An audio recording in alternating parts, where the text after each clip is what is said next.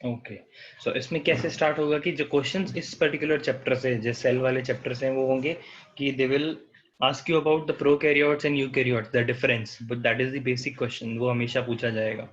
Okay, उसके बाद next questions जो आ सकता है कि you will be asked to draw a prokaryotic cell and then you have to explain that कि उसके क्या क्या है, किसमें होता है, and what all the parts, what all the organelles are there. Okay, वो सब चीजें होंगी। उसके बाद नेक्स्ट थिंग, जो नेक्स्ट टाइप ऑफ क्वेश्चन जो आ सकते हैं, that will be diagram based. तो दे विल आस्क यू कि प्लांट सेल डायग्राम ड्रॉ करो, या फिर एनिमल सेल ड्रॉ करो, या प्रोकैरियोटिक सेल ड्रॉ करो। ओके, ये चीज आ सकती है। फिर एक और डिफरेंसेस जो निकल के आता है वो है plant cell and animal cell में। Okay, plant and animal cell में जो डिफरेंस आता है वो भी निकल के आ सकता है, तो वो उस पे भी क्वेश्चंस आ सकते हैं। एंड एक जो सबसे बढ़िया जो क्वेश्चन इस पे बनता है वो है यूकैरियोटिक सेल पूछेंगे, and they will ask you to explain, और जितने ऑर्गेनेलीज आपको पता है आपको 1 1 2 2 लाइंस में आपको एक्सप्लेन करना है और एक बढ़िया सा डायग्राम बनाना है। ठीक है, तो इस पर्टिकुलर चैप्टर में डायग्राम बहुत इंपॉर्टेंट है, सेल का डायग्राम आपको पूरा क्लियर होना चाहिए। ठीक है, तो ऐसा कोई है जो फर्स्ट टाइम अटेंड कर रहा है क्लास? आई थिंक नहीं, सब ऑलमोस्ट थे। महक ने कल ज्वाइन किया था, सेकेंड क्लास है। ओके, ठीक है, तो एक बार आप लोग आपकी जो अटेंडेंस है वो दे दो, इसमें चैट बॉक्स में अटेंडेंस दे दो कि मैं वो नोट कर लेता हूँ।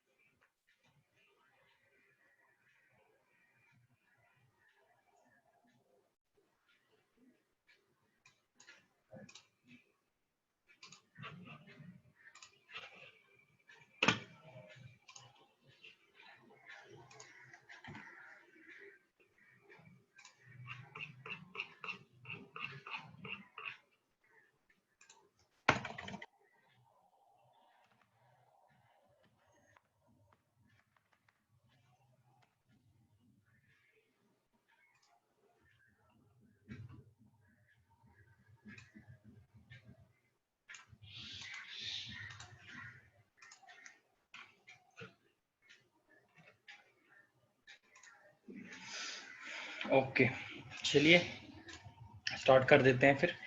टोटिपोटेंसी हमने कल देख लिया था कि सेल की वो कैपेबिलिटी जिससे एक सेल एक और सेल बना देगा, या फिर अगर कोई भी ऑर्गन नहीं होता तो वो ऑर्गन का रीजेनरेट होना, रीजेनरेशन की जो कैपेबिलिटी है सेल की, उसको टोटिपोटेंसी बोलते हैं। तो हमने वही इसमें एक्सप्लेन किया था। टिश्यू कल्चर में हम ये बहुत यूज करते हैं, किसमें? टिश्यू कल्चर में। टिश्यू कल्चर में क्या होगा, एक पर्टिकुलर प्लांट है, अभी एक पर्टिकुलर प्लांट से नया प्लांट बनाने की बेसिक चीज क्या होती है, हम नॉर्मली हम कैसे करते हैं कि इस पर्टिकुलर प्लांट से इसका जो भी सीड प्रोड्यूस होगा, इससे जो सीड प्रोड्यूस होगा, हम वो सीड को ग्रो करेंगे एंड देन एक नया प्लांट निकलेगा। तो this is a very long process, this is a very long process कि आपको फर्स्ट जनरेशन तक का वेट करना पड़ेगा कि फर्स्ट जनरेशन कब मैच्योर होगी, ठीक है, कब उसके फ्लावर्स आएंगे, कब फर्टिलाइजेशन होगा, ठीक है, एंड देन कब सीड्स प्रोड्यूस होंगे, फ्रूट बन के कब सीड्स प्रोड्यूस होंगे। तो उसको चेंज करने के लिए बिकॉज ऑफ द एडवांसमेंट अब क्या होता है कि हम क्या करते हैं, कुछ कुछ जैसे कुछ मोस्ट ऑफ द प्लांट, जैसे अगर हम रूट ले लेते हैं, हम अगर स्टेम का छोटा सा पार्ट ले लेंगे, वेरी छोटा सा एकदम लाइक इतना सा, जो मैंने ड्रॉ किया ना, इतना सा पार्ट भी ले लिया ना हमने टिश्यू का, तो हम वो टिश्यू ले लेंगे एंड उसको एक पेट्री डिश में डाल देते हैं, एक पेट्री डिश में डाल देते हैं विद, और उस पेट्री डिश में क्या होता है, एक मीडियम होता है, न्यूट्रिएंट मीडियम उसको बोलते हैं, न्यूट्रिएंट मीडियम बोलते हैं। तो जो जो न्यूट्रिएंट्स उस पर्टिकुलर प्लांट को सॉइल से लेना पड़ रहा था, सॉइल से लेता अगर वो नॉर्मली ग्रो करता, वो न्यूट्रिएंट्स हमने उसे आर्टिफिशियली प्रोवाइड कर दिया, वो न्यूट्रिशन हमने उसे आर्टिफिशियली प्रोवाइड कर दिया। तो हम क्या ऑब्जर्व करते हैं कि वो आर्टिफिशियल मीडियम में भी, ये पर्टिकुलर एक्सप्लांट बोलते हैं इसको, इस छोटे जो पार्ट को ना एक्सप्लांट बोलते हैं, इस ये पर्टिकुलर प्लांट एक पूरे एंटायर प्लांट में भी ग्रो कर जाता है, ये एक छोटा सा पार्ट भी एक पूरे एंटायर प्लांट में ग्रो कर जाता है। तो जैसे इसकी यहाँ पर थोड़ी सी हाइट बढ़ जाती है, हाइट बढ़ जाती है, नॉर्मल एक छोटा सा प्लांटलेट टाइप बन जाता है, फिर हम क्या करते हैं, इसको लैब कंडीशन से निकाल के हम इसको सॉइल कंडीशंस में डाल देते हैं, नेचुरल कंडीशंस में डाल देते हैं। तो ये एक टाइप है। तो ये प्रॉपर्टी, ये चीज किस लिए वैलिड है, ये भी चीज हम क्यों पढ़ रहे हैं, मेरा मतलब ये है कि ये चीज ये चीज एक फंक्शन है सेल की, ये एक फंक्शन है सेल की कि सेल खुद से ही रीजनरेट कर जाता है, खुद से ही रीजनरेट करता है, तो it has capability to divide, cell has this capability to divide, cell खुद डिवाइड होगा और N number of time divides होगा और एक कंप्लीट एक स्ट्रक्चर बना देता है, ठीक है। तो ये एक प्रॉपर्टी थी सेलुलर टोटिपोटेंसी की, रीजनरेशन की प्रॉपर्टी से हम बोलते हैं, ठीक है। तो अभी हम स्टार्ट करते हैं अपना वही नॉर्मल जो चीज होती है कि प्रोकैरियोटिक एंड यूकैरियोटिक, जो आप ऑलरेडी अपने शायद 9th 10th and most of the classes में हमने पढ़ा हुआ है, बट इस बार जो हम पढ़ेंगे हम काफी डिटेल में पढ़ेंगे। जो पहले आप लोगों ने पढ़ा था, यू जस्ट हैड प्रोकैरियोटिक में ये नहीं होता, इसमें ये होता है, इसमें ऑर्गेनेलीज है, इसमें नहीं है, वो तो चलो है ही, वो बेसिक डिफरेंस तो है ही, बट इस बार हम थोड़ा और डिटेल में जाएंगे, ठीक है, डिटेल में जाएंगे। So prokaryotic, as we have discussed yesterday, prokaryotic क्या होगा, the primitive type of cell, the primitive type of cell. तो ये किसमें होता है, मोस्टली जो बैक्टीरियाज होते हैं, all of the bacterias and blue green algaes, bacterias and blue green algaes, तो इनके अंदर क्या होगा, इनमें क्या होता है, ये सारे होते हैं प्रोकैरियोटिक सेल, इनमें जो सेल्स होते हैं वो होते हैं प्रोकैरियोटिक सेल्स, ठीक है। तो प्रोकैरियोटिक एंड यूकैरियोटिक में जो बेसिक डिफरेंस आ जाता है कि ये बहुत ही प्रिमिटिव लेवल का सेल है, इसमें उतनी एडवांसमेंट हुई नहीं है, ठीक है। तो प्रोकैरियोटिक में क्या होगा, जो न्यूक्लियस, सबसे पहली जो बात है कि जो न्यूक्लियस होता है, न्यूक्लियर हमारा जो भी डीएनए वगैरह होता है, जेनेटिक मटेरियल होता है, तो वो यूकैरियोटिक के केस में एक न्यूक्लियस के अंदर एनवेलप्ड होता है, एक न्यूक्लियस के अंदर एनवेलप्ड होता है, उसके न्यूक्लियस के अंदर सारी डिटेल्स होती है, सारा जेनेटिक मटेरियल होता है, डीएनए आरएनए सब उसी में होता है। But in case of prokaryotic ऐसा नहीं होता, there is no nuclear membrane, okay. तो व्हाट हैपेंस इज, जो भी जेनेटिक मटेरियल है, जैसे डीएनए आरएनए है, ठीक है, अमीनो एसिड्स वगैरह जो भी है, वो सिर्फ फ्रीली फ्लोट करता रहता है सेल के साइटोप्लाज्म में, फ्रीली फ्लोट करता रहता है सेल के साइटोप्लाज्म में। ये किस में हो रहा है, ये प्रोकैरियोट्स में हो रहा है, न्यूक्लियर मेम्ब्रेन नहीं है, ठीक है। उसके बाद एक और चीज आ जाती है कि न्यू सेल जो ऑर्गेनलीज होते हैं, सेल ऑर्गेनलीज, जैसे यूकैरियोट्स में आपने अगर देखा होगा तो यू माइट बी नहीं, माइटोकॉन्ड्रिया हमें पता है, गोल्गी apparatus हमें पता है, हमें एंडोप्लाज्मिक रेटिकुलम पता है, लाइसोसोम पता है ना, वैक्यूल पता है। तो ये जितनी चीजें होती है ये सब यहाँ पे नहीं होती है, ओके। ये सेम चीजें यहाँ नहीं होती। प्रोकैरियोट में डेफिनेटली वैक्यूल जरूर होगा, ठीक है। दो तीन चीजें ही है, न्यूक्लियर मटेरियल प्रोकैरियोटिक में ऐसे ही घूम रहा होगा, आराम से फ्लोट कर रहा होगा, कोई भी एनवेलप्ड नहीं होता। एक और चीज, राइबोसोम्स दोनों में होते हैं, राइबोसोम्स यूकैरियोट्स में भी होते हैं, राइबोसोम्स इनमें भी होते हैं, ठीक है।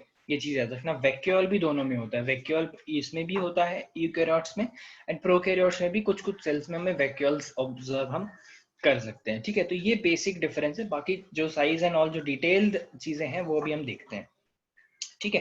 तो सेल एक बार रीड करेंगे, कुछ भी छोड़ते नहीं है, रीड करेंगे, क्या पता कोई नया पॉइंट मिल जाए हमें। तो prokaryotic cells are morphologically the most primitive cells. Yes, we know that. Prokaryotic cell is essentially a single membrane or one envelope system. Okay, single membrane हम क्यों बोल रहे हैं इसको, देखो एक ही membrane है, उसमें एक ही membrane है, outer layer is only one membrane. तो usually eukaryotes में क्या होगा, like for in case of plants what we have is two layer, and अगर वैसे देखा जाए तो we have three layer। कैसे, first is cell wall, then we have plasma membrane, and अंदर चल के we have nuclear membrane as well. So we have three layer से पूरा वो structure बन रहा है। तो बट प्रोकैरियोट्स के केस में क्या है, there is only single layer, ठीक है। सेल वॉल नहीं, प्लाज्मा मेम्ब्रेन हम बोल देते हैं, सेल वॉल हम कुछ भी उसको बुला सकते हैं। If there is no mitochondria, then how they get energy? Yes, that is उनका खुद का अलग, इनमें प्रोटीन्स हैं। देखो जदीप, इसमें क्या होता है, जो माइटोकॉन्ड्रिया है उसका एटीपी सिंथेसिस का काम है, ठीक है, हम ये नहीं बोल रहे हैं। बट इसके केस में क्या होगा कि जो भी एनर्जी जो प्रोड्यूस होने वाली है वो सब राइबोसोम्स बनाएंगे, वो सब कौन बनाएगा, राइबोसोम्स बनाएंगे, ओके। ये चीज याद रखना। माइटोकॉन्ड्रिया में भी अगर आप देखोगे ना, माइटोकॉन्ड्रिया में भी देखोगे तो एनर्जी वगैरह बनाने का एक जो ऑर्गन आता है वो होता है ऑक्सीसोम्स, इनके अंदर होते हैं माइटोकॉन्ड्रिया में। तो उसका जब हम प्रोसेस पढ़ेंगे ना, तो that process will involve ribosomes, okay, that process will involve ribosomes. तो राइबोसोम्स अगर कहीं पे प्रोटीन या एनर्जी सिंथेसिस हो रहा है, प्रोटीन सिंथेसिस हो रहा है, तो प्रोटीन अगर कहीं सिंथेसिस हो रहा है तो राइबोसोम्स तो वहां पे इन्वॉल्व होगा ही होगा, ये चीज याद रखना, ठीक है। अगर कहीं पे प्रोटीन बन रहा है, कहीं पे अमाइनो एसिड्स बन रहा है, अब कई चीज कंफ्यूज हो गए आपकी, अमाइनो एसिड्स हम बोल देते हैं, प्रोटीन बोल देते हैं। अब देखो सिंगल सिंगल अगर एक एक एंटिटी है, सिंगल सिंगल एंटिटी है, मतलब एक राउंड जब हम देखेंगे तब समझ में आएगा उसको। अगर एक सिंगल एंटिटी है तो हम उसको अमाइनो एसिड्स बोल देते हैं, और अमाइनो एसिड्स जब एक के बाद जुड़ के एक बीट्स लाइक चेन बना लेते हैं, एक अगर वो चेन बना लेते हैं तो उस चेन को हम नाम दे देते हैं प्रोटीन। ओके, उस चेन को हम नाम दे देते हैं प्रोटीन। तो अमाइनो एसिड्स की चेन को हम प्रोटीन बोल देते हैं, ठीक है। And single individual is amino acids. Amino acids are thousands of variety, बहुत ज्यादा वेराइटीज है। That depends on the coding, जो कोडिंग हम देखेंगे आगे चल के। इस चैप्टर में उतने डिटेल में हम लोग नहीं जाते हैं।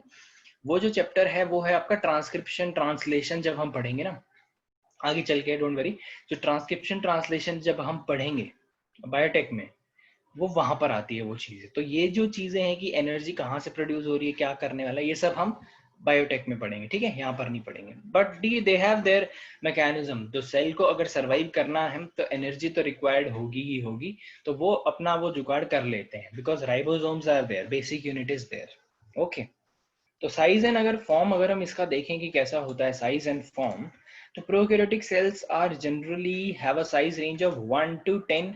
ये माइक्रोमीटर होना चाहिए, ठीक है,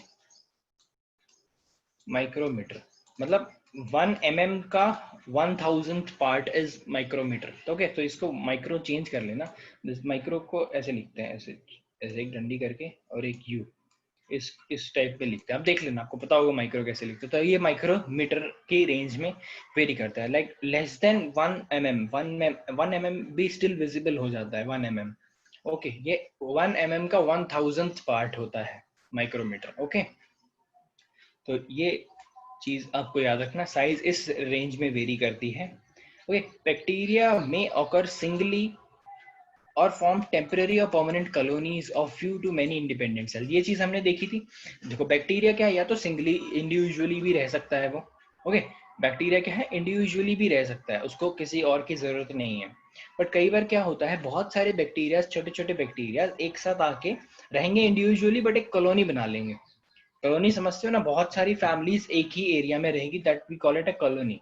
तो सेम चीज बैक्टीरिया भी करते हैं कि बहुत सारे इंडिविजुअल बैक्टीरिया आके एक साथ में एक कॉलोनी बना लेते हैं, और वो साथ में ही घूमते हैं, साथ में फिरते हैं, सब काम एक ही साथ करते हैं, ठीक है। बट सारे रहते हैं इंडिपेंडेंट है, सब सब फैमिली मतलब सब इंडिपेंडेंट है उसमें, ये याद रखना। ओके, अब सेल जो स्ट्रक्चर है हमने देखा था, हमने पहले भी चीज देखी है, हमने ये सारे स्ट्रक्चर्स देखे हैं बैक्टीरिया के, है ना। हमने रॉड्स देखा है, कोकाई देखा है, कॉमा देखा है, हेलिक्स देखा है। ये सारे जो स्ट्रक्चर्स हैं ये हमने लास्ट क्लास में करे हैं, लास्ट क्लास नहीं, लास्ट टू लास्ट चैप्टर में हमने करे हैं।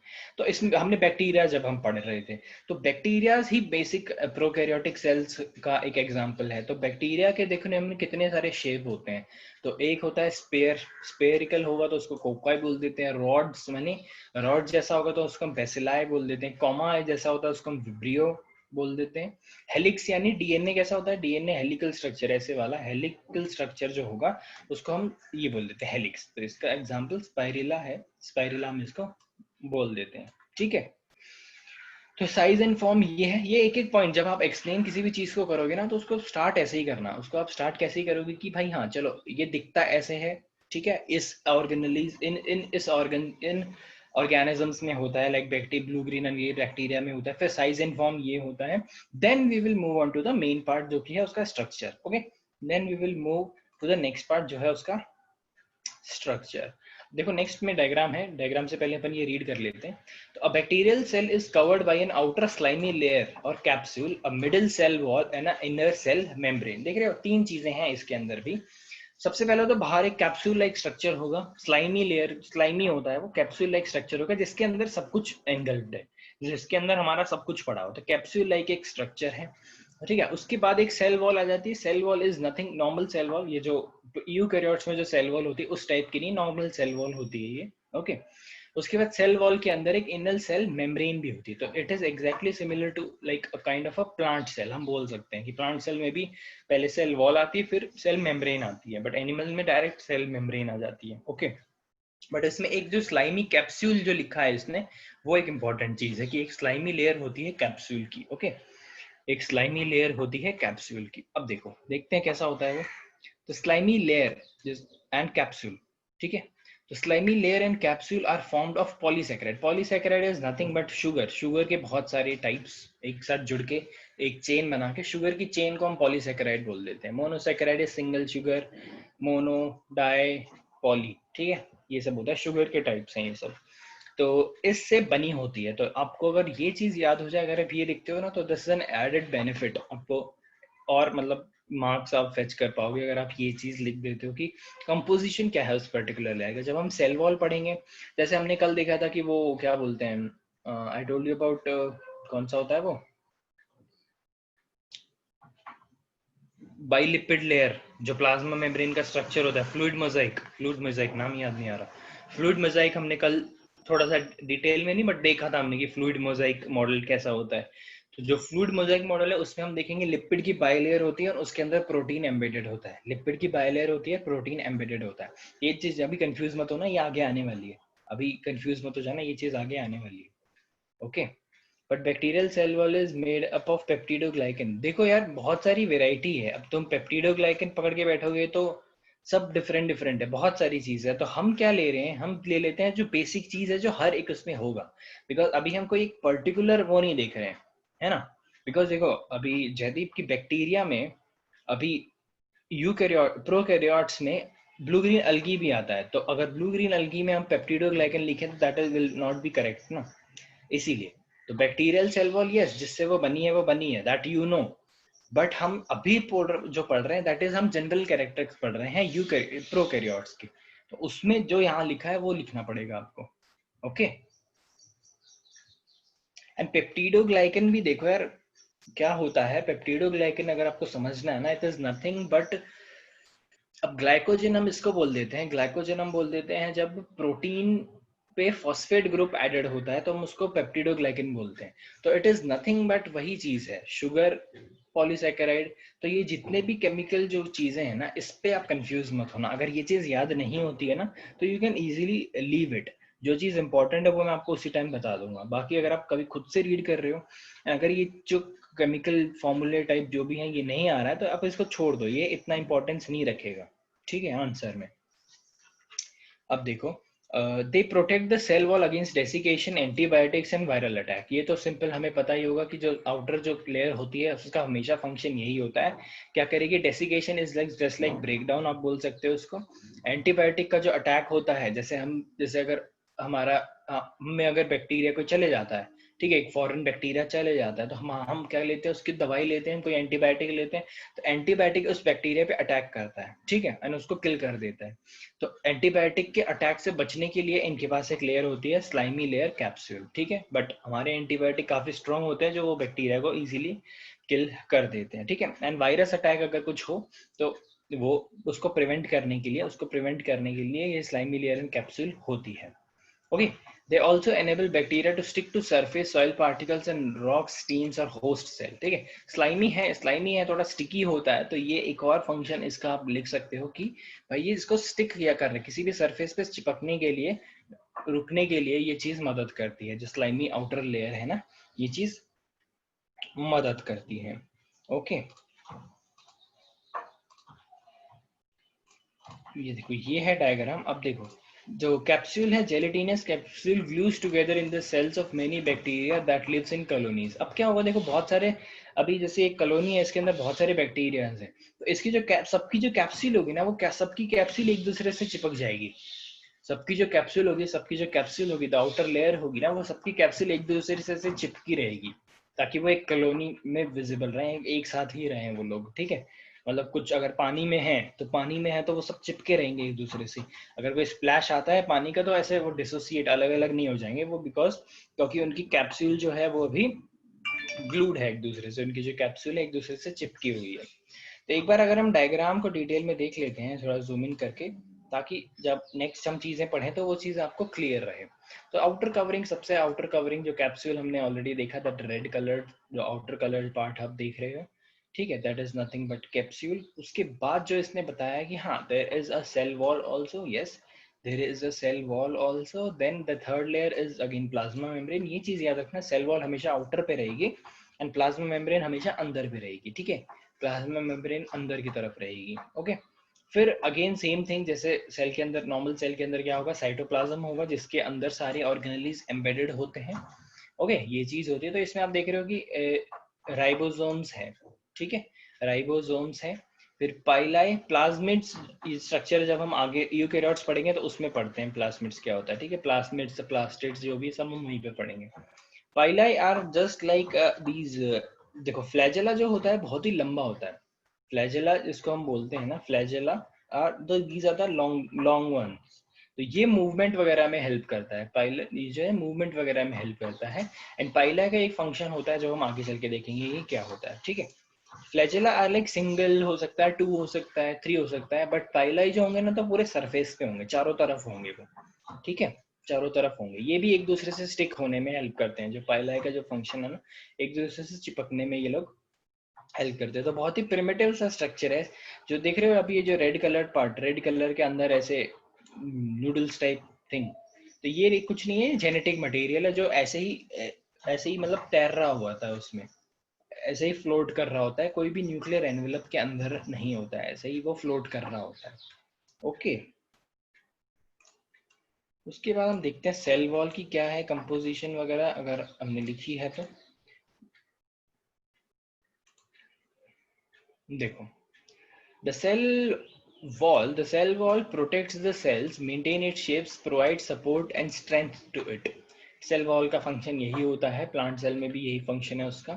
क्या करती है, एक प्रोटेक्टिव कवरिंग दे देती है, बिकॉज थोड़ी हार्ड होती है तो एक उसको क्या है, उसका हार्ड होती है, हार्ड होने की वजह से वो क्या करती है, उसको एक पर्टिकुलर स्ट्रक्चर दे पाती है। आप बैक्टीरियल सेल, अब जब भी प्रोकैरियोट्स देखोगे तो you will find it in a particular structure, तो वो किसकी वजह से, सेल वॉल की वजह से है। Okay, prokaryotic cell wall consist of peptidoglycan, peptidoglycan वगैरह इसमें प्रेजेंट होते हैं, कंसिस्ट ऑफ पेप्टिडोग्लाइकन, पेप्टिडोग्लाइकन की यूनिट से वो बनी होती है, ठीक है। तो नथिंग बट सेल वॉल। अगर आप एक एक लाइन भी लिख देते हो ना तो आपका आंसर काफी लंबा हो जाता है, तो आपको इसमें डिटेल में जाने की कोई जरूरत नहीं है, ठीक है। फिर हमारा जो सबसे इनर लेयर है सेल मेम्ब्रेन। अब देखो कुछ भी चीज पास करनी होती है ना वो सेल मेम्ब्रेन के थ्रू पास होगी, ठीक है। बट फिर देखो मोस्ट ऑफ द चीजें जो है वो कैप्सूल, तो कोई भी प्रोटेक्टिव कवरिंग नहीं है, मतलब कैप्सूल नहीं बोलेगा कि तो अंदर जाएगा नहीं जाएगा, capsule is easily permeable, capsule के अंदर कोई भी आ सकता है। Cell wall is again easily permeable, cell wall बहुत ही लिमिटेड चीजों को रोकता है, बट मोस्ट ऑफ द चीजें वो अंदर चली जाती है, ठीक है। बट जो मेन लेयर है जो डिसाइड करेगी कि हाँ किसी भी प्रोटीन, किसी भी फॉरेन पार्टिकल को अंदर जाना है या बाहर नहीं आना है, वो डिसाइड करता है सेल मेम्ब्रेन, ठीक है, वो डिसाइड करता है सेल मेम्ब्रेन। अब सेल मेम्ब्रेन में there are different kind of, जैसे अगर ये ऐसे मेम्ब्रेन है तो इनमें प्रोटीन ऐसे एम्बेडेड होते हैं, तो ये protein normally most of the चीजें तो डायरेक्टली पास थ्रू कर जाती है सेल मेम्ब्रेन से, एंड कुछ चीजें अगर नहीं करती है तो यहाँ पे हो जाते हैं प्रोटीन्स, वो प्रोटीन्स उसको इधर से उधर करने में हेल्प करते हैं, ठीक है। तो वो जो मेम्ब्रेन जो डिसाइड करेगी कि हम इस पर्टिकुलर थिंग को, मान लो इट्स एन एंजाइम, इस एंजाइम को अंदर जाना है कि बाहर आना है, तो वो कौन डिसाइड करेगा, सेल मेम्ब्रेन डिसाइड करेगी, ठीक है। अब देखो इसने लिखा है cell membrane controls the movement of molecule into and out of the cells, ठीक है। सेल मेम्ब्रेन का हम जब भी होगी, जहां भी होगी ना, उसका यही फंक्शन है। Cell wall is permeable and capsule is permeable, मतलब उसके थ्रू तो कोई भी अंदर घुस सकता है। Okay, so is capsule representing whole bacteria or it's a member type? most of the bacterias में होती ही है capsule, most of the bacterias में होती ही है कैप्सूल। ओके, बाकी मोस्टली अभी कैप्सूल अगर हम पढ़ रहे हैं तो ऐसा आप बैक्टीरियाज में मत लिख के आ जाना, जब हम प्रोकैरियोट्स पढ़ेंगे तो हम उसमें लिखेंगे, ठीक है। जब हम प्रोकैरियोट्स पढ़ेंगे तो हम उसमें हमें ये लिखना है कि भाई उसमें कैप्सूल होती है, अगर आप डायग्राम बनाओगे तो आपको कैप्सूल लेबल करना इज मैंडेटरी, आपको करना ही पड़ेगा। ओके, अब देखो क्या है ना, इसके उसमें प्रोटीन्स होंगे, कुछ एंजाइम्स होंगे, it also bears respiratory enzymes. Okay, respiratory enzymes वगैरह होते हैं कि जो सेल है उसको भी रिस्पायर करना होता है ना, सेल भी सांस लेगा, तो सेल को जो रिस्पायर करने की जो एंजाइम्स होते हैं वो भी सेल मेम्ब्रेन पे ही लगे होते हैं। जो रेस्पिरेटरी एंजाइम्स है जो रेस्पिरेशन करवाते हैं पर्टिकुलर सेल को, वो एंजाइम्स भी सेल मेम्ब्रेन पे ही प्रेजेंट होते हैं। It keeps the cytoplasm intact, particularly in bacteria that lacks cell wall. Okay, just it keeps the cytoplasm intact. जो cytoplasm है उसको एकदम tightly पकड़ के रखता है cytoplasm, because देखो cytoplasm is directly in contact with what, cell membrane. Cytoplasm is directly in contact with cell membrane. अब कई ऐसे बैक्टीरिया है जिनमें अगर सेल वॉल नहीं है, कई ऐसे बैक्टीरिया हैं जिनमें अगर सेल वॉल नहीं है। अब हमने देखा था, क्या देखा था इससे पहले, कि cell wall is the main layer जो पूरे सेल को पकड़ के रखती है, जो पूरे सेल को पकड़ के रखती है, प्रोटेक्शन देती है। बट ऐसे बैक्टीरिया है भाई जिनमें सेल वॉल ही नहीं है, जिनमें सेल वॉल ही नहीं है, जिनमें सेल वॉल नहीं है, उसमें तो फिर एक ही मेम्ब्रेन हुई ना, सेल मेम्ब्रेन, और उसके ऊपर तो कैप्सूल है ही, आउटर कवरिंग है ना, जो स्लाइमी लेयर है।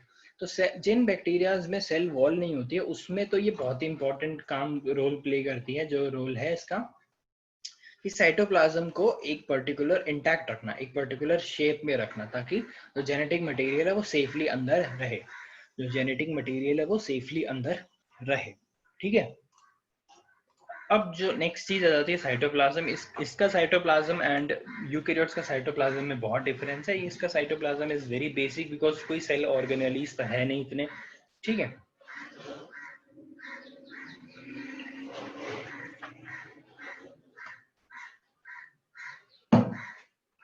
अब ये देखो साइटोप्लाज्म क्या हो रहा है। Cytoplasm lack most of the organelles, ये तो हमने पहले ही बता दिया। पहला पॉइंट है, सब लिखेंगे आंसर में, लेकिन ये ठीक है, तो ये याद रखना कि जो चीजें बाकी बच्चे नहीं लिखेंगे, अगर वो चीज आप लिखते हो ना, तो that thing will fetch you marks. ये जो नॉर्मल चीजें ये सभी लिखेंगे। ओके, ये चीज याद रखना।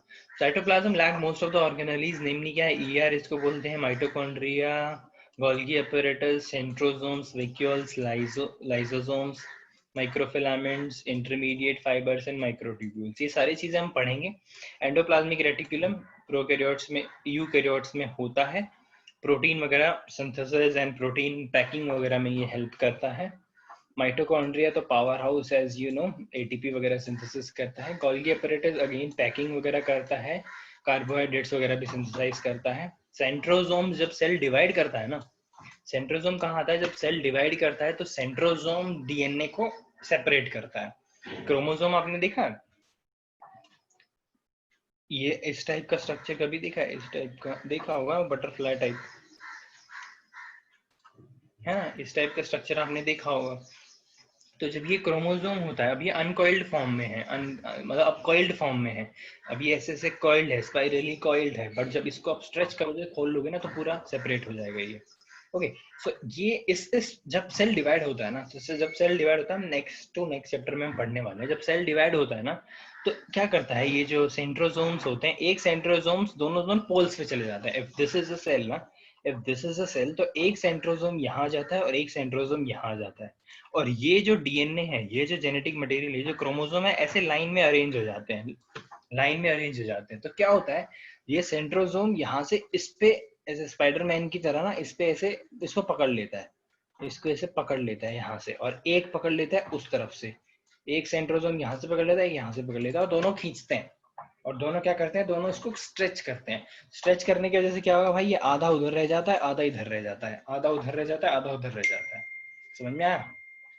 दैट इज 2n से n बनने का जो प्रोसेस होता है वो ये इसी टाइप से होता है। अभी इट इज 2n, तो 2n से n बनने का जो प्रोसेस है वो ये है। समझ में आया? इसमें कोई डाउट है? कोई डाउट है तो पूछ लो वापस फटाफट।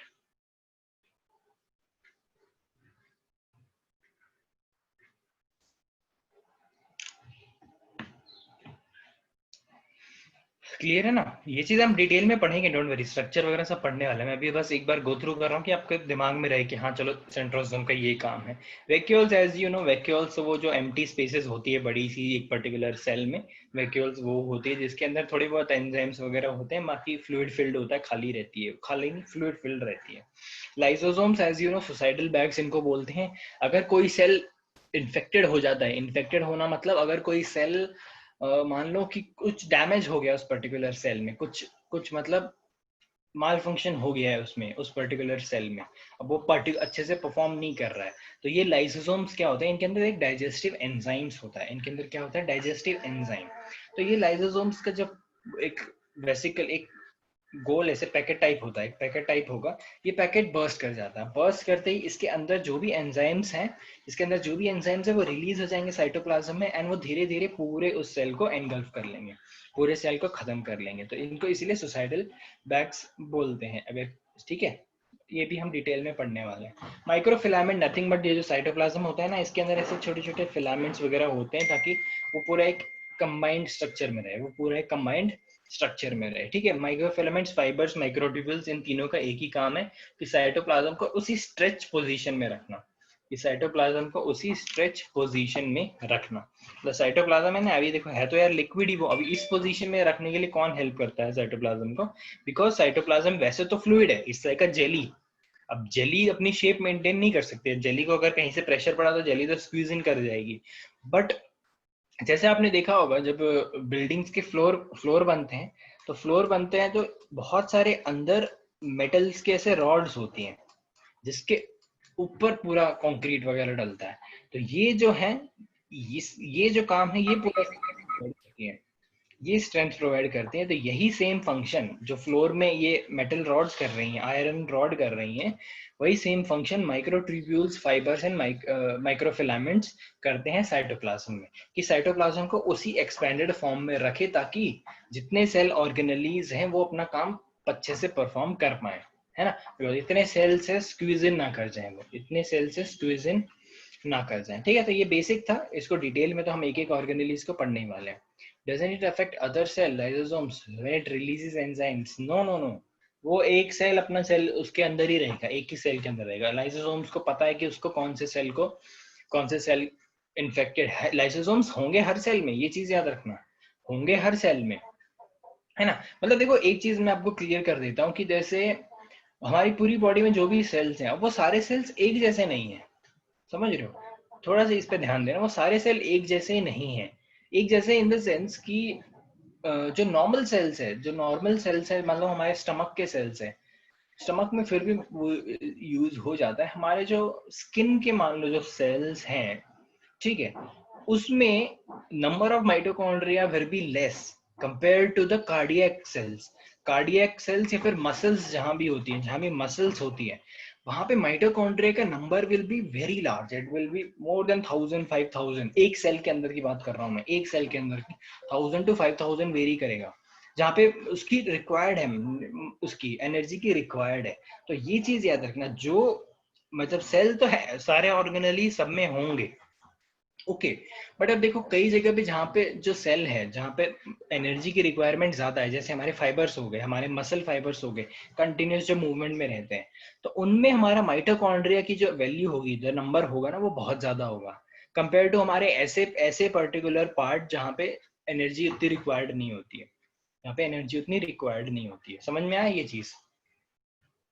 ये चीज समझ में आई है ना? जो चीज सेल ऑर्गेनिज लाइसोसोम सब में होगा, लाइसोसोम हर एक सेल में होगा, वो हर एक सेल में पटते नहीं फिरेगा, वो उसी सेल में कुछ करेगा, वो उसी सेल में अपने डाइजेस्टिव एंजाइम्स रिलीज करेगा, जिस सेल में वो ऑब्जर्व करता है कि यार यहाँ पे कुछ तो गड़बड़ चल रही है, यहाँ पे कुछ तो है, यहाँ पे देयर इज सम प्रॉब्लम, तो अभी इस पर्टिकुलर सेल को हम निकाल देते हैं, नहीं तो वो बाकी सेल्स को इन्फेक्ट कर जाएगा, नहीं तो वो बाकी सेल को इन्फेक्ट कर जाएगा।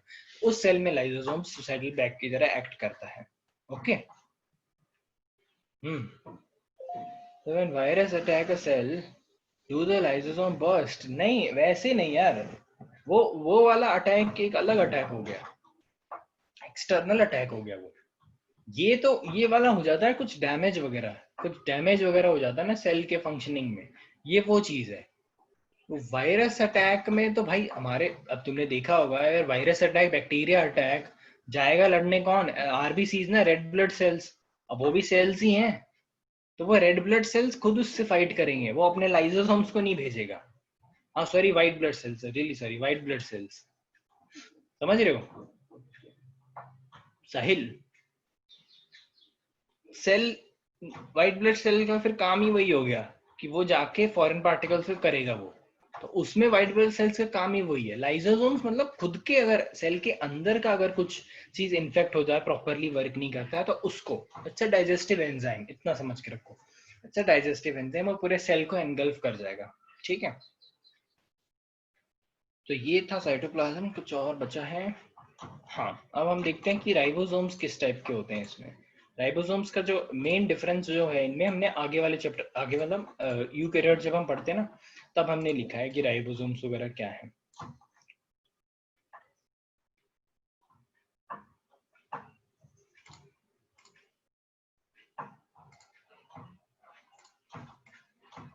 ये देखो, दो तीन चीजें ही होती है इसमें, थैलेगोइड वगैरह रहेंगे वो देखते हैं। तो सबसे पहली चीज होती है ribosomes. Ribosomes as I told you कि एक दो ऑर्गेनेलीज हैं, उनमें से एक है ribosomes. They are the only cytoplasmic organelles found in the prokaryotic cells. They are smaller 70s than the ribosomes in eukaryotes. Eukaryotes में 80s टाइप्स होते हैं। अब ये S क्या है, 80 क्यों है, 70 क्यों है, ये जब हम यूकैरियोट्स पढ़ेंगे तब एक्सप्लेन किया हुआ है, ठीक है। मान के चलो 70s टाइप के होते हैं, छोटे होते हैं, smaller in size. 70s smaller in size, 80s है बिगर इन साइज, ओके। तो 70s टाइप के राइबोसोम्स किस में होंगे, 70s टाइप के राइबोसोम्स किस में होंगे, प्रोकैरियोट्स में। एंड उसमें कितने होंगे, उसमें होगा 80s टाइप्स यूकैरियोट्स में, ठीक है।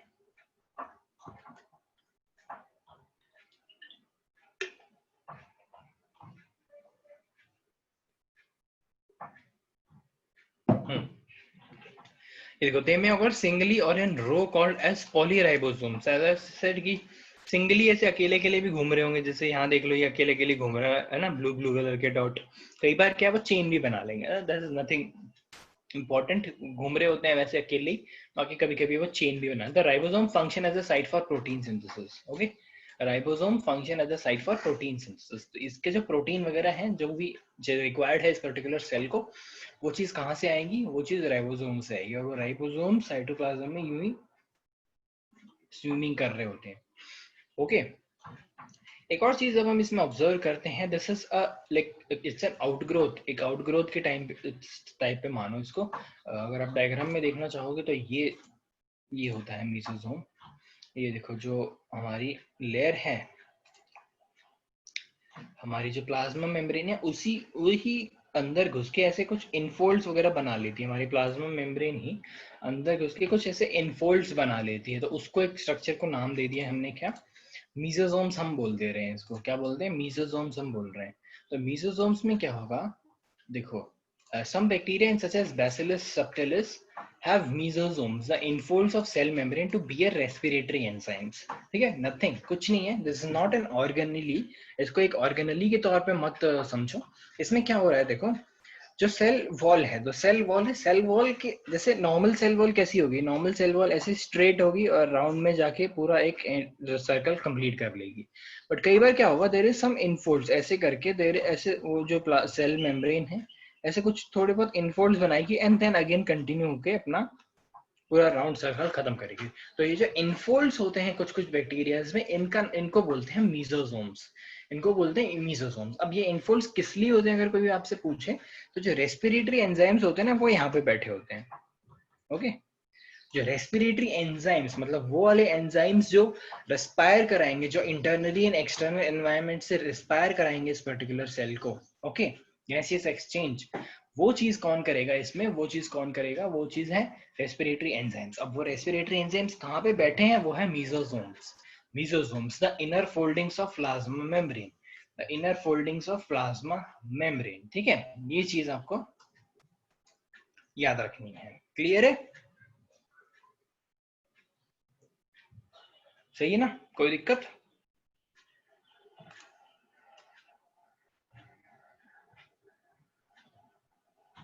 बाकी बैक्टीरिया को जरूरत नहीं है, किसकी,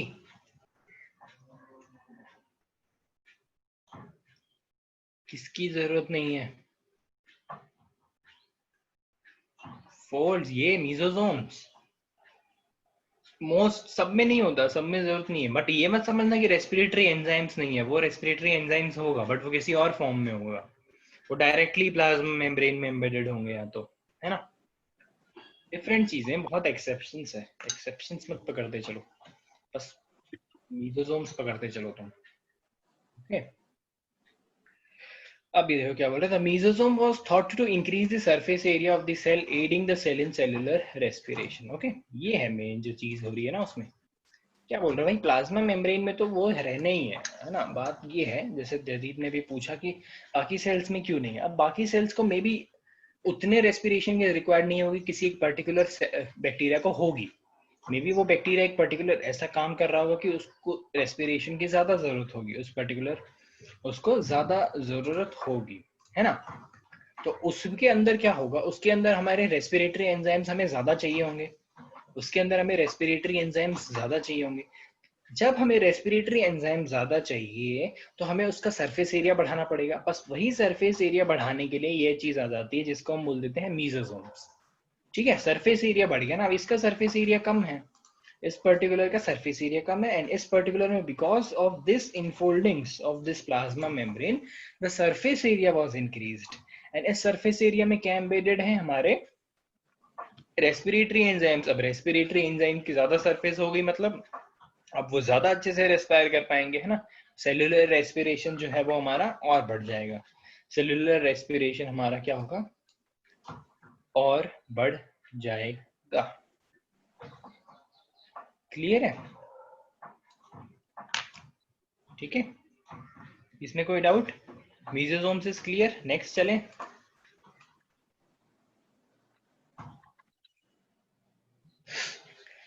ओके अब देखो, थैलेकॉइड है, स्ट्रक्चर एंड ऑल, अगेन ये चीज आगे आने वाली है यूकैरियोट्स में। ओके ये यूकैरियोट्स में आने वाली है थैलेकॉइड्स। वही जो ग्रीन फोटोसिंथेटिक जो भी चीजें होंगी, बैक्टीरिया होगा, प्लांट होगा, ठीक है, उसके अंदर ये मिलेंगे थैलेकॉइड्स। डिस्क लाइक स्ट्रक्चर्स होते हैं, ऐसे डिस्क लाइक स्ट्रक्चर होते हैं, डायग्राम हम यूकैरियोट्स में देखेंगे, डोंट वरी। ऐसे डिस्क लाइक स्ट्रक्चर होते हैं जिनको हम थैलेकॉइड बोल देते हैं। दे हैव अपना क्लोरोफिल, क्लोरोप्लास्ट वगैरह सब इन्हीं में होता है। जो पिगमेंट जो होल्ड करता है वो ये होते हैं, तो ग्रीन कलर का जो पिगमेंट जो होल्ड कर रहा है वो थैलेकॉइड्स होते हैं। और ये थैलेकॉइड्स देन अपना वही फोटोसिंथेसिस वाला काम करते हैं। ये चीज यूकैरियोट्स में करते हैं, बट प्रोकैरियोट्स में भी होते हैं। जो ब्लू ग्रीन अलगी अगर हम किसी को बोल रहे हैं, अगर ब्लू ग्रीन अलगी बोल रहे हैं मतलब भाई ब्लू ग्रीन अलगी बोल रहे हो तो फोटोसिंथेसिस तो करेगा ही, फोटोसिंथेसिस करेगा तो उसको भाई क्लोरोफिल तो लगेगा ही। अब क्लोरोफिल लगेगा तो वो क्लोरोफिल सेल में कहाँ प्रेजेंट है, अगर उसको क्लोरोफिल लगेगा तो वो सेल में कहाँ प्रेजेंट है भाई, तो वो सेल में कैसे, थैलेकॉइड के फॉर्म में प्रेजेंट है, सेल में थैलेकॉइड के फॉर्म में प्रेजेंट है। तो photosynthetic bacteria and blue green algae have membranes thylakoid और फोटोसिंथेटिक लैमेली। लैमेली क्यों बोलते हैं, बिकॉज ये ऐसे लेयर, एक लेयर के फॉर्म में होता है, जैसे ना लेयर्स के फॉर्म में होता है photosynthetic lamellae to hold pigment. membranous thylakoid or photosynthetic lamellae to hold pigment. These are derived from cell membrane. अब ये आए कहाँ से, आए कहाँ से मतलब ऐसे कोई अलग से कोई सेल ऑर्गेनली नहीं है, जो प्लाज्मा मेम्ब्रेन है वही अपने आप को मॉडिफाई कर लेती है, उसी से ओरिजिनेट, उसी से हो जाते हैं क्या, उसी से हो जाते हैं क्या, उसी से बन जाते हैं हमारे थैलेकॉइड। समझ रहे हो? Cell membrane, plasma membrane, don't get confuse, एक ही नाम है, बट प्रोकैरियोट्स के केस में हम उसको सेल मेम्ब्रेन बोलेंगे तो वो ज्यादा अच्छा साउंड करेगा। ठीक है, हम सेल मेम्ब्रेन यहाँ पे बोलेंगे, वहां पे हम उसको प्लाज्मा मेम्ब्रेन बोल देंगे यूकैरियोट्स में। थैलेकॉइड समझ में आया? कुछ नहीं, डिस्क लाइक स्ट्रक्चर है, डिटेल्ड स्ट्रक्चर यूकैरियोट्स में आने वाला है, कोई टेंशन मत लो उसका। डिस्क लाइक स्ट्रक्चर है, इसके अंदर हमारे फोटोसिंथेटिक जो भी पिगमेंट्स होता है इनके अंदर ऐसे प्रेजेंट होता है, इनके अंदर प्रेजेंट होता है, और इनके वजह से ही वो पर्टिकुलर सेल फोटोसिंथेसिस कर पाता है, वो पर्टिकुलर सेल फोटोसिंथेसिस कर पाता है। उस बहुत सारे सेल्स एक ऑर्गन बनाते हैं, ऑर्गन एक ऑर्गेनिज्म बनाता है, वो ऑर्गेनिज्म फोटोसिंथेसिस कर पाता है। व्हाई? बिकॉज उसके सेल के अंदर थैलेकॉइड प्रेजेंट है। थैलेकॉइड के अंदर क्या है, थैलेकॉइड के अंदर क्लोरोफिल है, फोटोसिंथेटिक पिगमेंट है। ओके, थैलेकॉइड क्लियर है? थैलेकॉइड लास्ट वाला देखो, वैक्यूल्स है, इस पर रीड करो।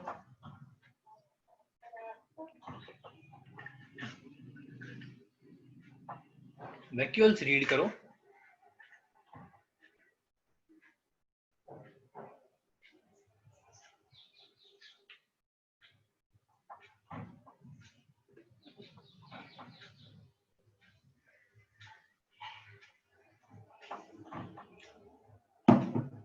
कर लिया?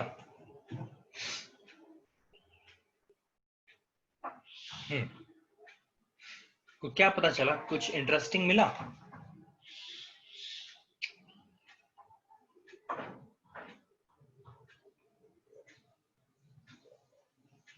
क्या क्या इंटरेस्टिंग मिला जयदीप को वैक्यूल्स में? सोना चांदी के कुछ मिला वैक्यूल्स में? नहीं, खाली था। गैस वैस मिली? गैस वैक्यूल्स मिले, very good. Okay, vacuoles nothing, वही हमें पता है, वैक्यूल्स एम्प्टी चेंबर होते हैं, एम्प्टी चेंबर।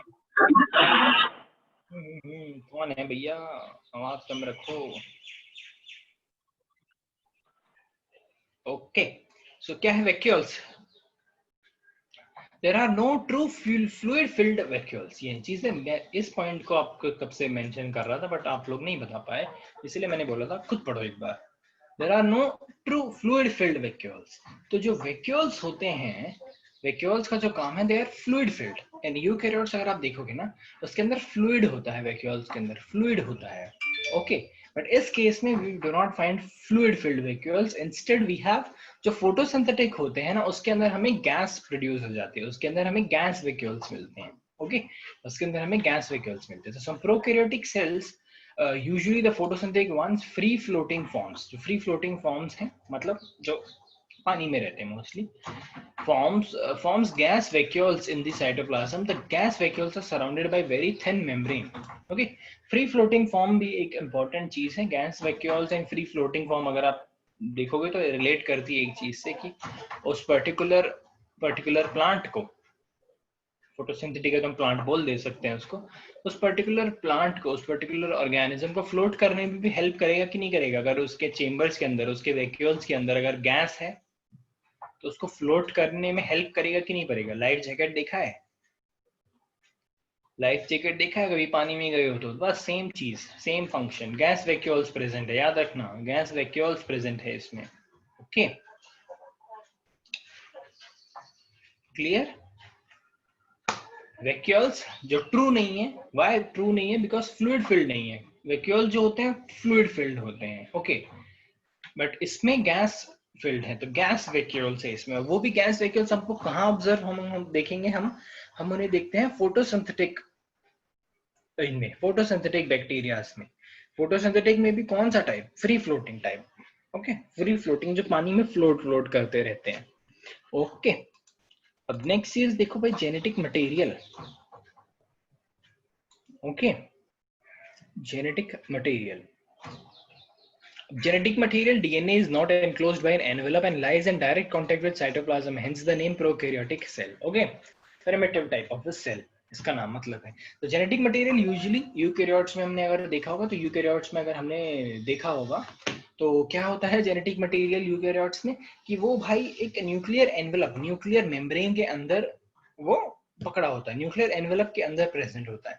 बट प्रोकैरियोट्स के केस में ऐसा नहीं है। प्रोकैरियोट्स के केस में वो डायरेक्टली साइटोप्लाज्म के कांटेक्ट में रहता है, because there is no nuclear membrane, because there is no nuclear membrane. Okay, ये चीज हमारा फर्स्ट पॉइंट था।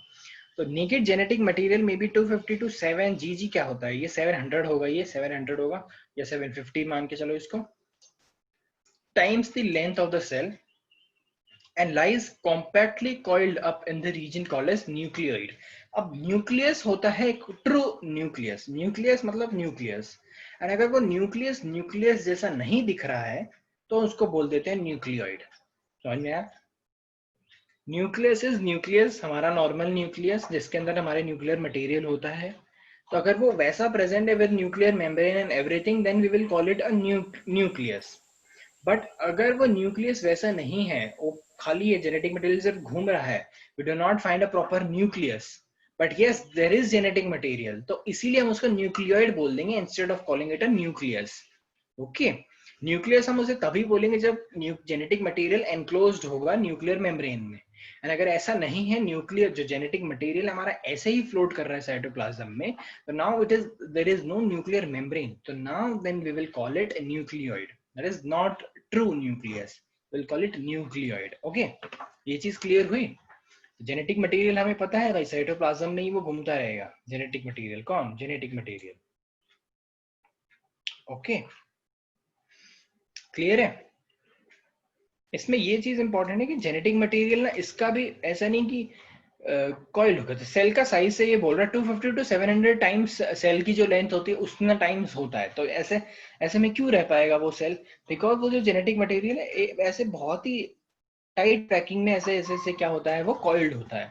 दैट्स वाई कि वो इतना बड़ा मास, इतना लंबी उसकी लेंथ होती है, वो इतने से माइक्रोस्कोपिक सेल के अंदर वो प्रेजेंट होता है। ये यहाँ पे उसका मेन मुद्दा था इस पॉइंट का बताने का। Okay, DNA is double stranded helical and circular. ठीक है, डीएनए का जैसा स्ट्रक्चर होता है वैसा ही। It occurs as single chromosome having relatively little protein associated with it. having little protein associated with it. अब डीएनए आपको अगर पता है, डीएनए का स्ट्रक्चर देखेंगे तो बहुत सारे डिफरेंट डिफरेंट टाइप के प्रोटीन्स वगैरह होते हैं डीएनए के ऊपर. इसका डीएनए डबल स्टैंडर्ड है, करेक्ट, डीएनए डबल स्टैंडर्ड ही होता है. Helical is like coiled, circular is like thickness, उसकी जो सर्कुलर होगा राउंड शेप में होगा, ठीक है. तो हमेशा क्या होगा इसमें, it occurs as a single chromosome having relatively little proteins. तो नॉर्मल सेल्स में there are n number of chromosomes, normal cells में ना there are n number of chromosomes, ठीक है. तो इसमें वो सिंगल क्रोमोसोम के उसमें ही रहता है, इसमें वो सिंगल क्रोमोसोम के उसमें ही रहता है. ओके, ये चीज क्लियर है. जैसे हमारे सेल में वी हैव 23 पेयर्स ना, 23 होता है ना, किसी में 24 या 25 तो नहीं है. तो हमारे में 23 है, इसमें एक ही होना है. ओके, इसमें एक ही होना है, एक ही क्रोमोसोम रहेगा. हमारे हर सेल में 23 पेयर्स हमें मिलते हैं, टोटल 46. क्लियर है, ये चीज समझ में आ गई. जेनेटिक मटेरियल कुछ नहीं है. प्रोकैरियोट्स तो बहुत इजी है. प्रोकैरियोट्स में अगर ऐसा कुछ लग रहा है कि समझ में नहीं आ रहा तो यूकैरियोट्स तो बहुत वो हो जाएगा. It's very easy. प्रोकैरियोट्स खत्म हो गया होगा अभी तक. और अपेंडेजेस रहते हैं, अपेंडेजेस देख लेते हैं. RNA is also genetic material भक्ति. RNA is also genetic material. अगर आपका ये क्वेश्चन है कि सिर्फ डीएनए को ही जेनेटिक मटेरियल बोलेंगे क्या, नहीं, आरएनए भी जेनेटिक मटेरियल है. कुछ कुछ प्रोटीन्स भी जेनेटिक मटेरियल में इंक्लूड कर लेते हैं. ओके, सही है, कोई और डाउट? ओके, कौन से दोनों में डिफरेंस, डीएनए आरएनए में? डीएनए आरएनए में पूछ रहे हो? तो डीएनए आरएनए, डीएनए इस, जब इसका हम स्ट्रक्चर डिटेल में पढ़ने वाले हैं. वैसे डीएनए आरएनए में डिफरेंस बेसिक है कि डीएनए जो होता है, डीएनए इज डबल स्ट्रैंडेड, दो स्ट्रैंड्स होती है, दो स्ट्रैंड एक दूसरे के अंदर कॉइल्ड होती है and they are associated with different kind of proteins. Okay, वो चीज होता है, न्यूक्लियोटाइड बेस हम उसे बोलते हैं. एंड डीएनए के केस में, आरएनए के केस में it is single layered. Okay, single layered, एक ही लेयर है, मतलब सिंगल ऐसे होगा. और डीएनए के केस में ऐसे दो लेयर ऐसे कॉइल्ड होती है, जैसे एक ये हो गई फिर एक ये हो गई. तो this is DNA and this is RNA, single layer.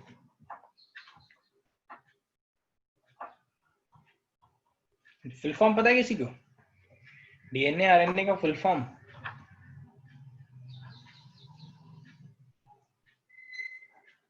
बताओ, फुल फॉर्म बताओ. Deoxyribonucleic acid, ribonucleic acid, correct. DNA RNA. Okay, detail में स्ट्रक्चर जो होगा दोनों में डिफरेंस होगा, आगे आने वाला है. बायोटेक चैप्टर हम आपका और मेरा दोनों का इंतजार बहुत ही एक्साइटमेंट से कर रहा है, जो हम बहुत ही जल्द शुरू भी करेंगे. ओके, तो बायोटेक में ही आएगा. बायोटेक पढ़ने से पहले काफी चीजें क्लियर होनी चाहिए, वो अपन देखेंगे. Because biotech is that kind of a chapter जो ब्लास्ट कर सकता है आपका दिमाग. बट देखा जाए तो it is very interesting and it is very easy. तो we will make it very easy and very interesting, don't worry about that. Okay, it's very easy. तो पूरा क्या बोलते हैं, फील्ड ही बहुत इंटरेस्टिंग है बायोटेक की. अगर आप रियल में एक्सपीरियंस करोगे तो उसको सिर्फ थ्योरी में पढ़ते रहोगे, ये ऐसे हो रहा है, ट्रांसक्रिप्शन ऐसे हो रहा है, ट्रांसलेशन ऐसे हो रहा है. एक चीज आपको बताता हूँ, कोविड का जो टेस्ट होता है, कोविड का जो टेस्ट होता है ना, कोरोना का जो टेस्ट होता है, अगर आपने कभी इसको पढ़ा होगा तो कोरोना का टेस्ट में पीसीआर हमेशा इन्वॉल्व लिखा होता है. पीसीआर, कभी अपने टेस्ट रिपोर्ट अगर देखी हो ना तो पीसीआर टेस्ट करते हैं, आप चेक करना गूगल पे, कोरोना पीसीआर टेस्ट. ओके, तो वो पीसीआर जो पॉलीमरेज चेन रिएक्शन, जो पॉलीमरेज चेन रिएक्शन होता है, वो वाला टॉपिक भी बायोटेक में आता है, जो हम पढ़ेंगे भी. Okay, then you will know कि भाई कैसे ये पता करते हैं कि इतना अगर छोटा सा क्वांटिटी भी अगर इसका होगा, किसका, कोरोना वायरस का अगर होगा, तो वो स्ट्रेन को इतना मल्टीप्लाई करते हैं, इतना मल्टीप्लाई करते हैं एक्सटर्नल कंडीशन में. अंदर सेल के अंदर मल्टीप्लाई नहीं करेंगे, सेल के बाहर लैब कंडीशंस में हम, बिकॉज हम सैंपल लेते हैं, हम जो स्वैप हम ले रहे हैं वो स्वैप लेते हैं, उसको सैंपल कंडीशंस में हम पीसीआर में डालते हैं. PCR is not a machine, it's a process. तो पॉलीमरेज चेन रिएक्शन होती है, वो छोटा सा, अगर छोटा पार्टिकल भी अगर उसमें होगा तो वो हम बाहर थाउजेंड्स ऑफ टाइम मल्टीप्लाई करते हैं और फिर हमें पता चलता है कि हाँ भाई इसके अंदर ये है, ठीक है। तो पीसीआर उसको बोलते हैं, पॉलीमरेज चेन रिएक्शन। आप चेक कर लेना, वो हम बायोटेक में पढ़ेंगे। ज्यादा इंटरेस्ट होगा तो ही चेक करना, नहीं अभी बीच में लेके बैठ जाओ, नहीं पढ़ेंगे हम उसको। अपेंडेजेस की बात चल रही है। अपेंडेजेस इज नथिंग बट जो आपने देखा फ्लैजेला, सीलिया वगैरह, जो पाइलाई वगैरह होता है वही किसी की बात है। कोई इंपॉर्टेंस नहीं है इसका, बट आंसर में लिखोगे तो एक पॉइंट आपका बढ़ रहा है of course. Bacterial cell may be are flagella that may be scattered over the entire surface, पूरे सरफेस पे भी हो सकता है, एक या दो भी हो सकते हैं, सरफेस पे भी हो सकता है। और confined to only both ends, मतलब अगर ये है तो क्या पता एक यहाँ हो और एक यहाँ हो, या फिर पूरे सरफेस पे कहीं भी हो सकता है। Flagellum is simple and formed of many intervened chains of subunits called flagellum. अब देखो फ्लैजेला हमको दिखता है एक है, बट वो फ्लैजेला पता है किससे बना है? जैसे अगर आपको रोप पता है, रोप तो पता ही होगा, रस्सी को अगर अनकॉइल करोगे ना तो बहुत सारी पतले पतले छोटी छोटी माइन्यूट रस्सी से वो मोटी रस्सी बनी होती है। तो सेम चीज होती है इसमें भी, बहुत सारे छोटे छोटे फ्लैजेलिन जो होते हैं वो एक दूसरे के अंदर इंटरमिंगल्ड होते हैं, एक दूसरे के अंदर मिक्स्ड होते हैं, उससे हमें एक बड़ा जो थिक जो हमें फ्लैजेला मिलता है। तो वो जो सब यूनिट है, जो सबसे माइन्यूट यूनिट है, वो फ्लैजेलिन है। मतलब बहुत सारे फ्लैजेलिन एक दूसरे के अंदर ऐसे मिक्स होके इंटरवाइंड होके क्या बनता है? फ्लैजेलम बनता है। ओके, फ्लैजेलम बनता है, ये चीज याद रखना। तो फ्लैजेला एक अपेंडेज होता है और दूसरा होता है पाइलाई, PILI। तो many bacteria were short and tubular and non motile process. Non motile इसका जो फंक्शन है, फ्लैजेलम का मोटाइल फंक्शन है, ये मोशन में हेल्प करता है, एंड ये नॉन मोटाइल प्रोसेस है इसके पाइलाई के। The pili are formed of protein called as pilin. ये किससे बना है? फ्लैजेलम फ्लैजेलिन से बना है, और ये किससे बना है? पाइलिन से बना है। They are used for attachment to the surface to food or to one another. Okay, as I told you जब हम ऊपर पढ़ रहे थे कि इसका काम क्या होना है, इसका काम क्या होना है पाइलाई का। फ्लैजेलम तो भाई मूवमेंट में हेल्प कर रहा है, तो फिर पहले ही क्या जरूरत है? पाइलाई यार वो ऐसे, बिकॉज वो कांटे टाइप स्ट्रक्चर होते हैं, वो कहीं भी चिपकने में हेल्प करते हैं उसकी। मतलब अगर उसको फूड पे स्टक करना है, या फिर किसी सरफेस पे स्टिक करना है, या फिर एक दूसरे से ही चिपकना है, तो वो पाइलाई अगर एक दूसरे के अंदर ऐसे जॉइंट हो जाते हैं तो वो उस पर्टिकुलर स्ट्रक्चर को और ज्यादा एक सपोर्ट, एक स्ट्रेंथ प्रोवाइड करता है। ठीक है, क्लियर? यू प्रोकैरियोट्स में अभी तक कोई डाउट है तो उसको अभी के अभी कंफर्म कर लो।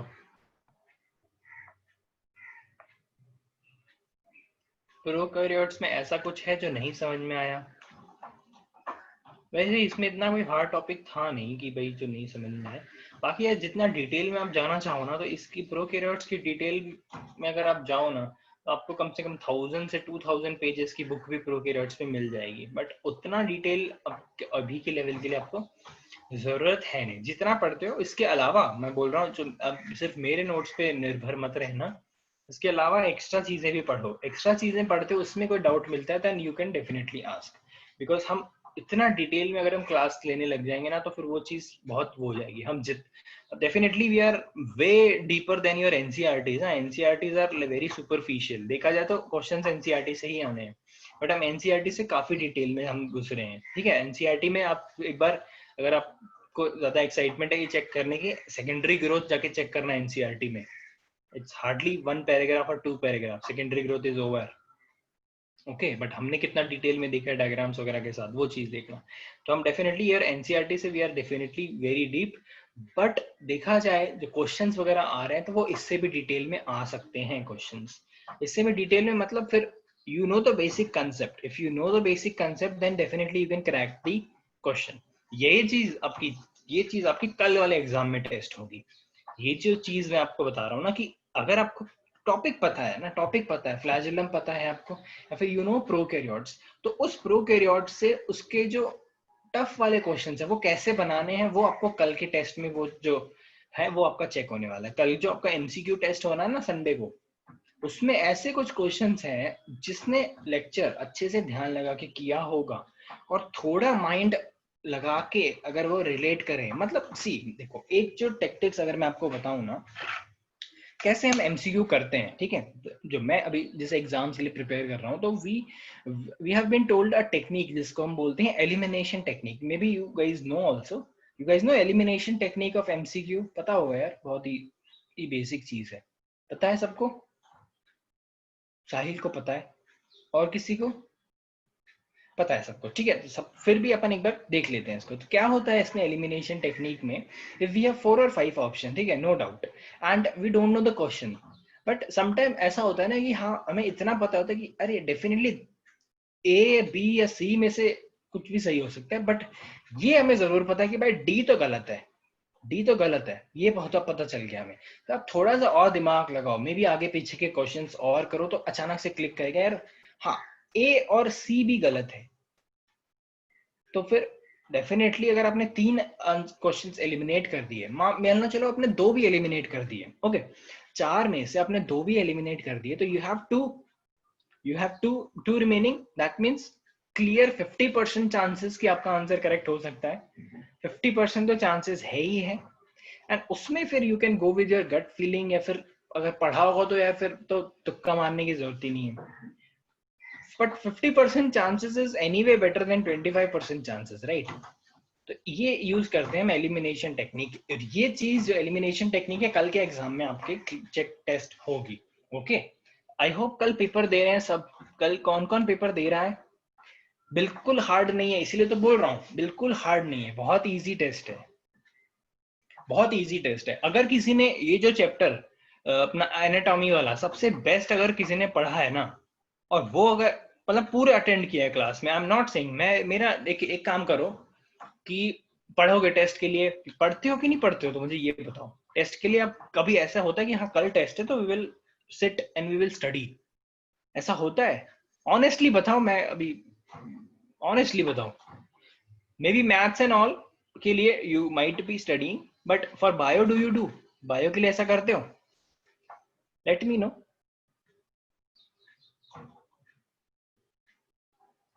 अच्छा पढ़ते हो, मिल जाता है टाइम आपको? हर वीक तो टेस्ट हो रहे हैं।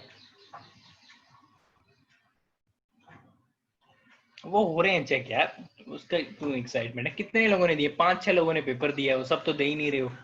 पेपर नहीं दोगे ना तो बेटा लास्ट में फंसोगी, वही बात है। अगर पेपर देने के खौफ से अगर आप थोड़ा बहुत भी पढ़ लेते हो ना, तो वो चीज आपको एंड में बहुत ज्यादा इंपॉर्टेंस रखेगी। मतलब ऐसा हो कि हाँ यार कल पेपर है तो थोड़ा पढ़ लेता हूँ, अगर आप वो 1 घंटा भी पढ़ रहे हो ना, may be you are not getting marks, आपको मार्क्स नहीं आ रहे, कोई इशू नहीं है, बट वो 1 घंटा एटलीस्ट आपने पढ़ा, तो that thing makes a difference. वो चीज आपने करना है। अब ये कर लोगे कि यार हाँ चलो कल पेपर है, ओके यार 2 घंटे 3 घंटे क्यों ही करना वेस्ट, छोड़ो नहीं करते हैं। एटलीस्ट एमसीक्यू जैसे पेपर जो होते हैं ना, एटलीस्ट वो तो दो यार। रिटर्न पेपर मैं फिर भी समझ सकता हूँ कि आपने यार मान लो चैप्टर ही नहीं पढ़ा है अभी तक, है ना, सिर्फ क्लास अटेंड की है, चैप्टर नहीं पढ़ा है, तो सबसे पहले तो अपने वो मिस्टेक तो कर ही दी कि क्लास खत्म होने के बाद आपने रिवाइज नहीं करा। बिकॉज क्लास खत्म करने के बाद अगर आपने रिवाइज कर लिया है ना, तो that is the best thing.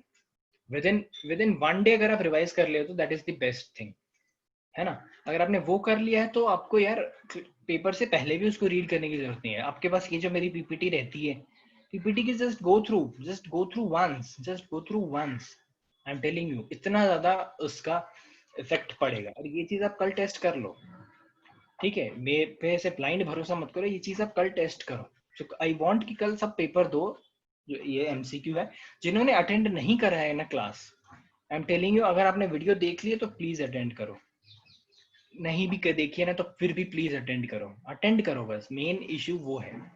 Because यार अटेंड करने के चक्कर में अगर आप 1 घंटा भी कुछ पढ़ लेते हो ना, that things makes a difference, वो चीज आपको ना आगे चल के बहुत हेल्प करेगी। तो पेपर अवॉइड करना is never an option, avoid मत करो, ओके। और ये चीज मैं सिर्फ बायो के लिए नहीं बोल रहा हूँ, मैं सबके लिए बोल रहा हूँ, सारे सब चैप्टर्स के लिए बोल रहा हूँ, सब्जेक्ट के लिए बोल रहा हूँ, ठीक है। तो कल के पेपर में आपकी वो जो टॉपिक अंडरस्टैंडिंग की जो कैपेबिलिटी है, कल वो टेस्ट होगी मेरे हिसाब से। एंड अगर आप वो कर पाए ना, तो जस्ट मेरे को आप टेलीग्राम पे बताना, मेरे को आप मैसेज करना, पर्सनली मैसेज करना कि हाँ कुछ दिमाग लगा, मतलब डायरेक्ट क्वेश्चंस नहीं थे बट कुछ दिमाग लगा जिसमें मैंने यूज किया, और वो आंसर सही होगा नहीं सही होगा वो तो बात की बात है, बट हाँ डायरेक्ट क्वेश्चंस कल के एग्जाम में नहीं होंगे, डायरेक्ट क्वेश्चंस नहीं है। कुछ कुछ क्वेश्चन बहुत इजी है, डोंट वरी, कुछ कुछ क्वेश्चन बहुत इजी है, बट वो इजी क्वेश्चन सब कर लेंगे ना।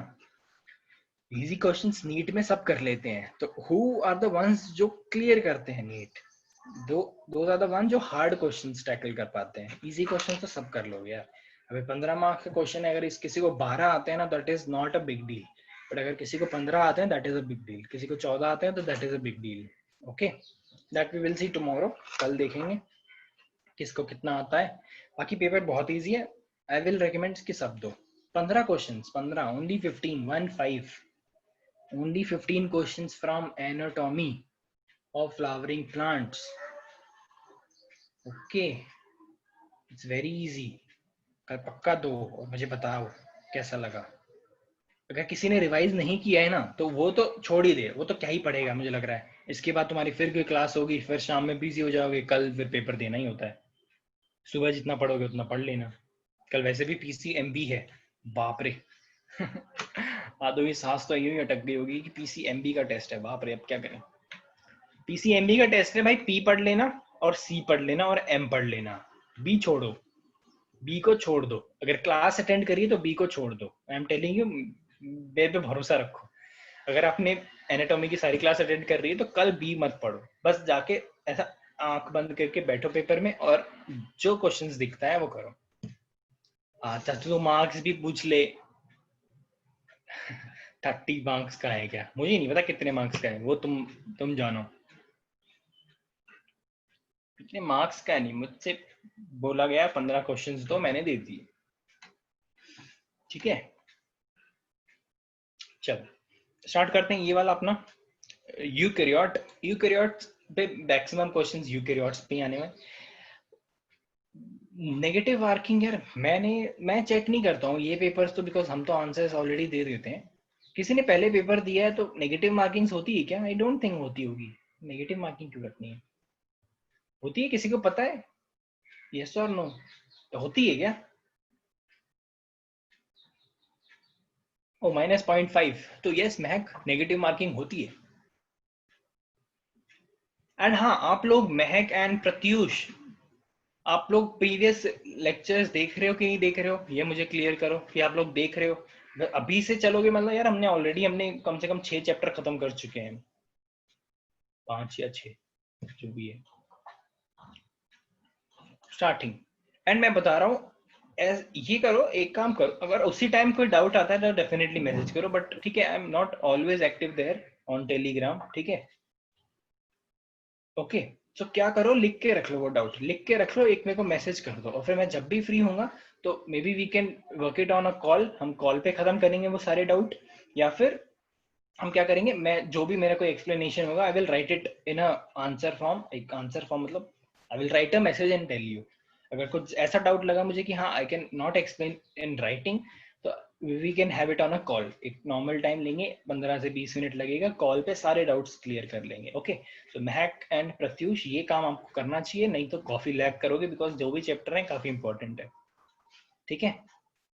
ये चीज आप करोगे और मुझे बताओगे, और मुझे रेगुलर अपडेट देते रहो। आप लोग मुझे रेगुलर मैसेज करो कि हाँ आज मैं इस चैप्टर की रिकॉर्डिंग पढ़ रहा हूँ। Okay, if you will say कि इस चैप्टर की रिकॉर्डिंग पढ़ रहा हूँ, देख रहा हूँ या दिख रही हूँ, तो आई विल टेल यू कि किस वे से आप देखोगे तो आपको ज्यादा फायदा होगा। Okay, and there is I think one video, one lecture का recording is also missing there. तो उस रिकॉर्डिंग जब आप पीपीटी पे आओ and you will not find कि हम पीपीटी पे कुछ कर रहे हैं, तो then you can directly message me, और जो भी टॉपिक होगा हम उसको क्लियर कर लेंगे, ठीक है। क्योंकि 2 बच्चे हैं तो पूरा एक रिवीजन क्लास लेना is that will be very difficult. What we can have is a doubt session after finishing some half थोड़े chapters और 2-3 यूनिट और खत्म करके we can have a doubt session ना। we can, what we can do is, okay चलो first and second unit का doubt session we will have, so we will have 2 to 4 we will have a 2 hour class, we have a 1 hour 1.5 hour class, उसमें we can clear all the doubts। ऐसा इस वे से हम चलेंगे। And अभी के लिए क्योंकि आप मिस कर रहे हो, थोड़ा लेट ज्वाइन कर रहे हो, तो अभी के लिए रिकॉर्डिंग्स देखो, रिकॉर्डिंग्स हैं, कभी भी ऑन द स्पॉट भी अगर डाउट आता है मैसेज करो, मे बी अगर मेरे हाथ में फोन होगा तो आई कैन रिप्लाई। ओके, तो वो कोई इशू नहीं है, ठीक है। एंड डोंट हेजिटेट कुछ भी डाउट पूछने में, बीट सबसे मतलब खतरनाक, मतलब बुरा से बुरा डाउट भी अगर होगा ना, छोटा सा डाउट भी, तो that doesn't make a difference to me. मैं हर चीज एक्सप्लेन कर दूंगा, ठीक है, मुझे कोई प्रॉब्लम नहीं है, प्रोवाइडेड अगर वो डाउट मुझे आता होगा। ओके मुझे नहीं आता होगा तो फिर मुझे गूगल करना पड़ेगा, फिर वहां से बताऊंगा आपको। चलिए ठीक है, आता है मुझे, डोंट वरी, डाउट मत करो अपने सर पे, आते हैं मुझे आंसर्स। चलिए ठीक है, तो अभी हम देख रहे हैं eukaryote cell, eukaryotic cell, eukaryotic matured हमारे अंदर जो है वो ये है, ठीक है। मैं बोल पा रहा हूँ इनकी वजह से, तुम सुन पा रहे हो इनकी वजह से, ठीक है। हम लोग एक लाइव क्लास ले रहे हैं इनके वजह से, तो इनको प्रणाम करो सबसे पहले तो यूकैरियोटिक सेल्स को, ठीक है। यूकैरियोटिक सेल्स बहुत ही एडवांस्ड फॉर्म है, बहुत ही डिटेल्ड स्ट्रक्चर है।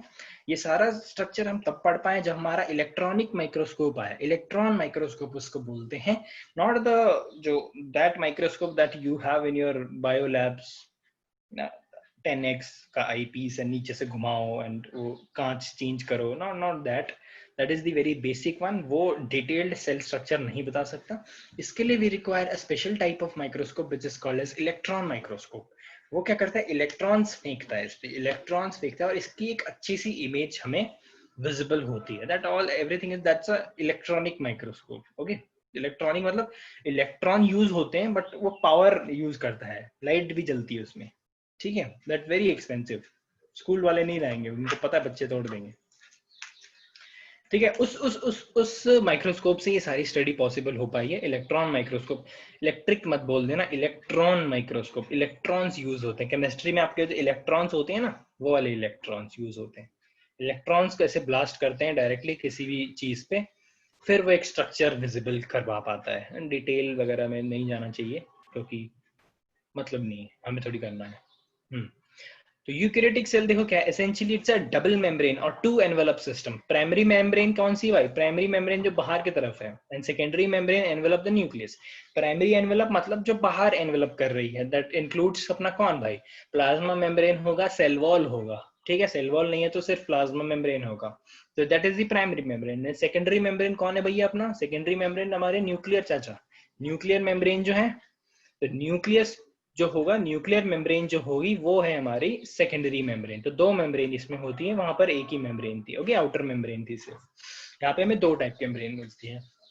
प्राइमरी मेम्ब्रेन क्या इंक्लोज करता है, प्राइमरी मेम्ब्रेन क्या किसको पकड़ के रखता है, सेकेंडरी मेम्ब्रेन को प्लस साइटोप्लाज्म को, समझ में आया। प्राइमरी मेम्ब्रेन किसको पकड़ के रखता है, प्राइमरी मेम्ब्रेन के अंदर कौन कौन है, साइटोप्लाज्म है और सेकेंडरी मेम्ब्रेन है और न्यूक्लियस है, ये सारी चीजें प्राइमरी मेम्ब्रेन के अंदर है। सेकेंडरी मेम्ब्रेन के अंदर क्या है, अपना जेनेटिक मटेरियल, ठीक है। न्यूक्लियर मेम्ब्रेन के अंदर क्या है, न्यूक्लियस, न्यूक्लियस के अंदर क्या है, genetic material in form of chromosomes, okay. The eukaryotic cells occur in protist, fungi, plants, animals, of course clear है, वहां पे भाई दो ही थे, बैक्टीरिया, ब्लू ग्रीन अलगी, बचे हुए सारे यहाँ डाल दो, प्रोटिस्ट, फंजाई, प्लांट, एनिमिलिया, सबके अंदर यूकैरियोटिक सेल्स होते हैं, यूकैरियोटिक सेल्स होते हैं, ओके। मैंने पहले भी बताया होगा कि यू प्रोकैरियोटिक सेल को प्रिमिटिव बोल के ये मत बोल देना कि एकदम ही मतलब कुछ भी काम नहीं कर पाते हैं। अगर आपने देखा होगा बैक्टीरिया कितने हार्श कंडीशन में रह पाते हैं, जिस हार्श कंडीशन में हम लोग भी नहीं रह पाए, समझ रहे हो, माइनस में टेम्परेचर, प्लस में टेम्परेचर, कितना भी कर लो, 100, 200, 150, 200, जितना करना कर लो, बैक्टीरिया आपको हर जगह मिल जाएंगे, बट हम नहीं रह पाएंगे, यूकैरियोटिक सेल्स वहां सर्वाइव नहीं कर पाएगा। तो यस, हम थोड़े एडवांस्ड हैं, बट प्रिमिटिव को आप वो नहीं बोल सकते कि प्रिमिटिव किसी भी काम का नहीं है, primitive is also very good type of cell, okay.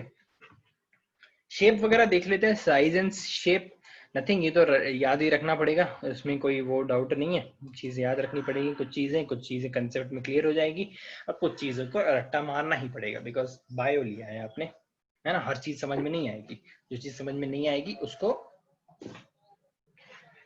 रट लेना।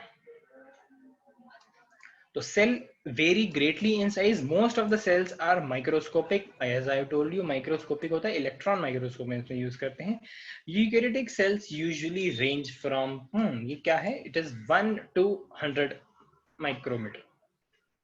क्लीन चेंज, इसको थोड़ा चेक कर लेना, 1 नहीं होगा, 10 होगा, 10 to 100, 10 to 100 माइक्रोमीटर।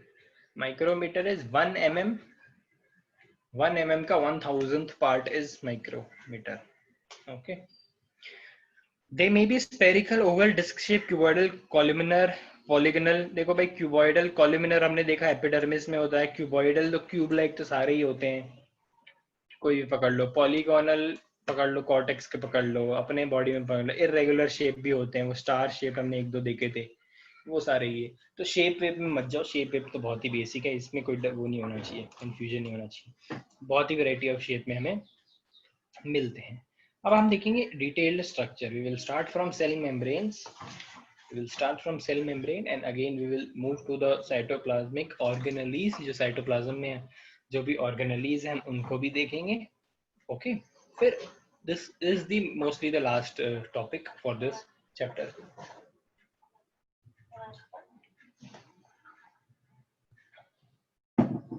बट यही टॉपिक दो लेक्चर और चलेगा, डोंट वरी। लास्ट टॉपिक समझ के आया था, चैप्टर खत्म होने वाला है, लंबा टॉपिक है। सेल मेम्ब्रेन देखिए, देखो all eukaryotes are surrounded by a thin elastic living covering called as cell membrane और plasma membrane. Cell membrane, plasma membrane interchangeably आप यूज कर सकते हो। I prefer plasma membrane to use in this and cell membrane to use in prokaryotes. Okay, ये तो होता ही है, सेल मेम्ब्रेन तो है, it is composed of lipid and protein. It is composed of what? Lipid and protein. अभी plasma membrane की बात चल रही है, प्लाज्मा मेम्ब्रेन की बात चल रही है, लिपिड बाइलेयर मॉडल हम देखेंगे नेक्स्ट स्लाइड में, लिपिड बाइलेयर मॉडल। तो प्लाज्मा मेम्ब्रेन का स्ट्रक्चर हमेशा याद रखना, lipid is again a compound, lipid lipid होता है, प्रोटीन प्रोटीन होता है, प्रोटीन बहुत सारे अमीनो एसिड से बना होता है। Okay, so lipids and protein से हमारी एक प्लाज्मा मेम्ब्रेन बनती है and it has a specific structure, it has a specific structure जो हम देखेंगे। The major lipid and phospholipids are arranged in a bilayer, and this bilayer protein, and in this bilayer proteins are embedded. वो अगर ज्यादा excitement है तो हम देख ही लेते हैं पहले।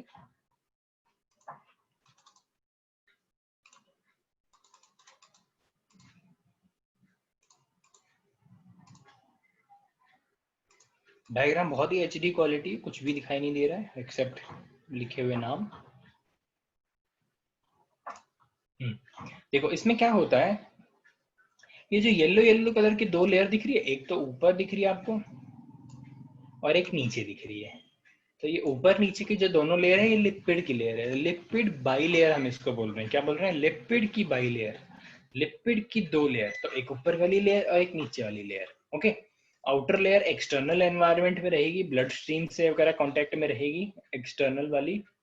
इंटरनल वाली साइटोप्लाज्म पे रहेगी, इंटरनल वाली साइटोप्लाज्म पे रहेगी। अगर वो प्लांट सेल है तो आउटर मेम्ब्रेन के बाहर जस्ट क्या होने वाला है, अगर वो प्लांट सेल है तो आउटर प्लाज्मा मेम्ब्रेन की तरफ क्या होगा बताना।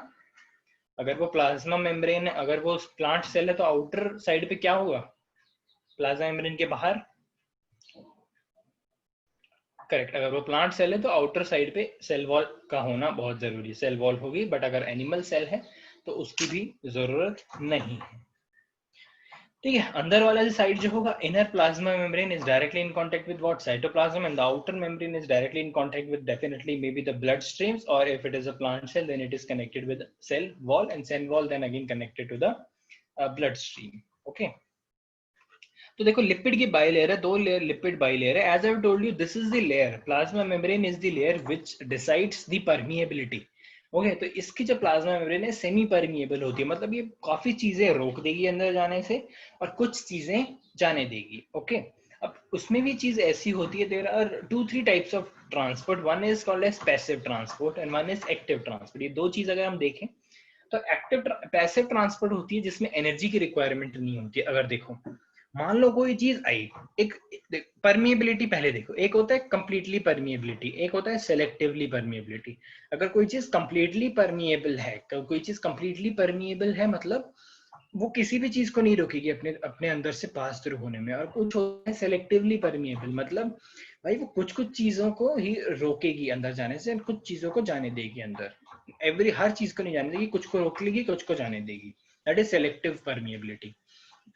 ओके, तो इसमें देखो क्या होगा, सेलेक्टिव परमिएबिलिटी है तो कुछ कुछ जो होंगे, जैसे अगर किसी को अंदर आना है फिर अंदर से बाहर जाना तो चलो इजीली है, ये प्रोटीन के चेंबर प्रोटीन होते हैं, प्रोटीन इनको कैरियर प्रोटीन बोलते हैं, इनको कैरियर प्रोटीन बोलते हैं। क्या बोलते हैं? Carrier protein. ये क्या करेगा, बाहर से अगर कोई चीज आ रही है तो उसको कैरी करेगा यहाँ से और यहाँ से निकल जाएगा बाहर, अंदर आ जाएगा वो इनके थ्रू, प्रोटीन्स के थ्रू, इसीलिए इनका नाम दिया कैरियर प्रोटीन हमने।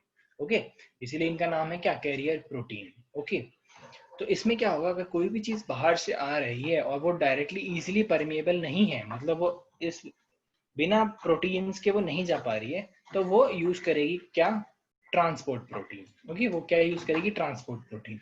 अब ट्रांसपोर्ट प्रोटीन में भी कई ऐसे मॉलिक्यूल्स होते हैं, कई तो जो इजीली परमिएबल है ना, बहुत सारी चीजें ऐसी भी है, देखो ये चीज ध्यान रखना, बहुत सारी चीजें ऐसी है जो इस येलो डायरेक्ट यहाँ से भी पास कर पाएगी, डायरेक्ट उसको प्रोटीन्स की रिक्वायरमेंट ही नहीं, वो डायरेक्टली पास कर जाएगी। ओके, तो वो जो डायरेक्टली जो पास होगा, that will be, we will consider it as a passive transport. Why? Because वहां पे एनर्जी वगैरह कुछ भी यूज नहीं हो रही है, कुछ भी बोल सकते हो, गैस पार्टिकल्स, अमाइनो एसिड्स आ सकते हैं, एंजाइम्स आ सकता है, कुछ भी आ सकता है, अंदर बाहर तो कुछ भी करेगा।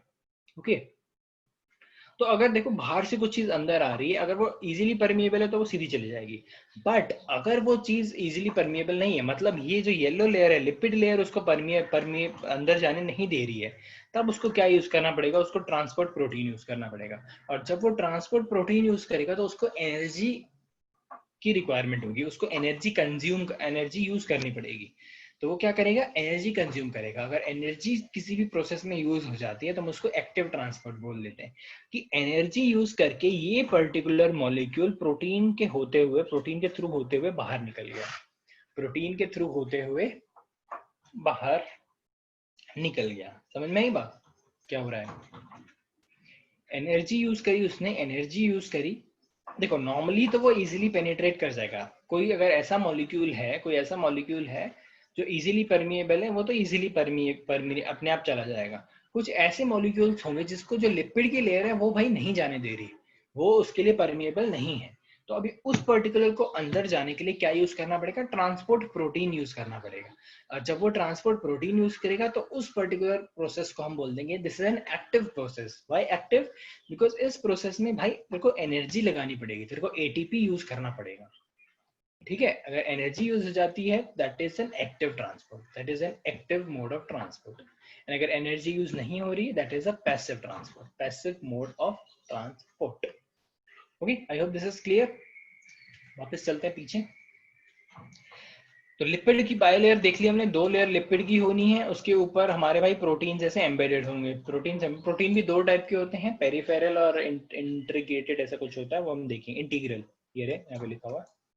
तो it is composed of lipid and protein, the major lipid and phospholipids are arranged. देखो लिपिड के अंदर फॉस्फेट ग्रुप एडेड हो जाएगा ना, फॉस्फोलिपिड हो जाएगा। अभी यहाँ ये छोटी मोटी चीजें भी कंफ्यूज मत होना, लिपिड पे फॉस्फेट ग्रुप ऐड हो जाएगा तो फॉस्फोलिपिड हो जाएगा। तो 2 लेयर इनकी होती है भाई। ओके, इनके बीच में प्रोटीन्स एम्बेडेड होते हैं। ठीक है, membrane proteins are of 2 types, 2 type के होते हैं वो प्रोटीन, एक होगा इंटीग्रल और एक होगा पेरिफेरल। अब इंटीग्रल प्रोटीन्स होते हैं, दे आर पार्शियली और totally buried in the membrane. देख रहे हो, अरे आगे जाना था। हाँ, ये जो देख रहे हो, कुछ कुछ है जो एकदम अंदर ही एम्बेडेड है, जैसे ये अंदर वाले, ये वाला एकदम अंदर पूरे एम्बेडेड है। अगर कोई पूरा कंप्लीटली एम्बेडेड है तो उसको हम इंटीग्रल बोलते हैं। और कुछ है जो सरफेस पे लाई करते हैं, सिर्फ ऊपर रहते हैं, तो सिर्फ सरफेस पे से टच होके रहे हैं, एम्बेडेड नहीं है, सिर्फ टच होके रहे हैं, उनको हम पेरिफेरल बोल देते हैं, उनको हम पेरिफेरल प्रोटीन बोल देते हैं। तो 2 प्रोटीन याद रखना, इंटीग्रेटेड एंड पेरिफेरल। तो अब ये दे तो बिकॉज हम सामने से देख रहे हैं तो ये कंटिन्यूस होती है लेयर प्लाज्मा मेम्ब्रेन की। तो अगर ऐसे सरफेस पे अगर कोई प्रोटीन ऐसे पड़ा होगा तो हम उसको पेरिफेरल प्रोटीन बोलेंगे। और कोई अगर अंदर एम्बेडेड होगा या तो पार्शली, जैसे ये वाला देखो पार्शली एम्बेडेड है, ये वाला देखो ऊपर और बाहर से दोनों तरफ से दिख रहा है, तो ये पार्शली एम्बेडेड। और ये वाला नहीं दिख रहा है, ये कंप्लीटली एम्बेडेड है, पूरा ही अंदर गया हुआ है। ठीक है, 2 टाइप के प्रोटीन होते हैं। तो ये स्ट्रक्चर किसने एक्सप्लेन किया था, सिंगर एंड निकोलसन ने एक्सप्लेन किया था। It is called as a fluid mosaic model, it is called as a fluid mosaic model of plasma membrane. Fluid mosaic model, mosaic is like a pattern, तो ये pattern है, तो ये है fluid. मतलब ये जो लेयर होती है जो प्लाज्मा मेम्ब्रेन की, दिस इज नॉट एकदम रफ एंड टफ नहीं होगी, ये बहुत ही मतलब ऐसे मूव करती रहती है, they are not solid, they are easily movable, वो इजीली ऐसे फ्लोट करती रहती है। ओके, इसीलिए फ्लूइड मोजाइक मॉडल हमने इसे बोला है। By given by whom, given by Singer and Nicolson. The fluid nature of the membrane, अब बता रहा है ये भाई फ्लूइड नेचर क्यों इंपॉर्टेंट है। Fluid nature of the membrane is important from the point of view of function like cell growth. देखो भाई, अगर ये मेम्ब्रेन रफ एंड टफ होगी तो जब सेल ग्रो करेगा तो भाई ये रफ एंड टफ मेम्ब्रेन उस सेल को ग्रो ही नहीं करने देगी ना, उस सेल को ग्रो ही नहीं करने देगी। बट अगर सेल को तो ग्रो करना है, सेल इनिशियली छोटे साइज का होता है, फिर बड़ा बड़ा होते होते बड़ा हो जाता है। तो वो सेल के ग्रोथ को मेंटेन करने के लिए, सेल के कंटिन्यूस ग्रोथ होने के लिए जो लिपिड की बाइलेयर है ये फ्लूइड नेचर की होती है, एक्सपैंड कर पाती है। सेल बड़ा हो जाएगा तो ये एक्सपैंड कर जाएगी। ठीक है, समझ में आई बात? फ्लूइड नेचर इसीलिए इंपॉर्टेंट है इसका। फंक्शन ऑफ प्लाज्मा मेम्ब्रेन क्या है भाई, बताओ? फंक्शन ऑफ प्लाज्मा मेम्ब्रेन क्या? Transport of molecules across it, अंदर बाहर मॉलिक्यूल्स का करना कौन करेगा भाई? यही करेगा, प्लाज्मा मेम्ब्रेन ही करेगी, अंदर बाहर प्रोटीन किसी भी चीज का, मॉलिक्यूल्स, किसी भी मॉलिक्यूल्स का। The membrane is selectively permeable to some molecules present on the either side. दोनों तरफ में कुछ कुछ जो molecules हैं selectively permeable होती है, जो चीज हमने already discuss कर चुके हैं। Many molecules passes through it without the expenditure of energy, and this type of transport is called, yes, it is called passive transport. Without the expenditure of energy, passive. With the expenditure of energy, active. Actively transport. Active transport हुआ, क्यों भाई? उसने energy वहां पर लगाई, उसको उसने energy लगाई उस मॉलिक्यूल को अंदर भेजने के लिए, एनर्जी लगाई तो उसको बोल देंगे हम एक्टिव ट्रांसपोर्ट। ठीक है, एनर्जी नहीं लगाई तो हम उसको बोल देंगे पैसिव ट्रांसपोर्ट। ओके, चीज कर ली हमने डिस्कस। नेक्स्ट देखो, water may also move across the membrane from higher to lower concentration. Movement of water by diffusion is called as osmosis. Diffusion मतलब विदाउट, अगेन ये भी without the expenditure of energy होती है। Why? Because higher to lower concentration जाता है, higher to lower. अगर यहाँ पे पानी, एनर्जी किसकी यूज हो रही है? एनर्जी किसकी मतलब,